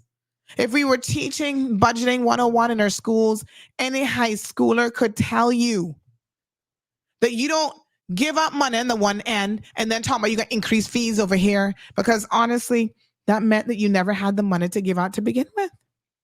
This is nonsensical. This is downright stupid, if you ask me. Tomorrow, y'all have a blessed day. No overtime. I got to go rest my voice so that we can have a show tomorrow. All right? Y'all be good. Thank you for tuning in to another episode of The Cold Hard Truth on Bobo 89.1 FM. Cayman's #1 talk show is live weekdays from 7:30 a.m. Never miss an episode again. Watch anytime on CMR's Facebook and YouTube channels for the latest show episodes. Don't forget to follow us online on our social media channels and visit CaymanMarlRoad.com for all the latest news and community happenings.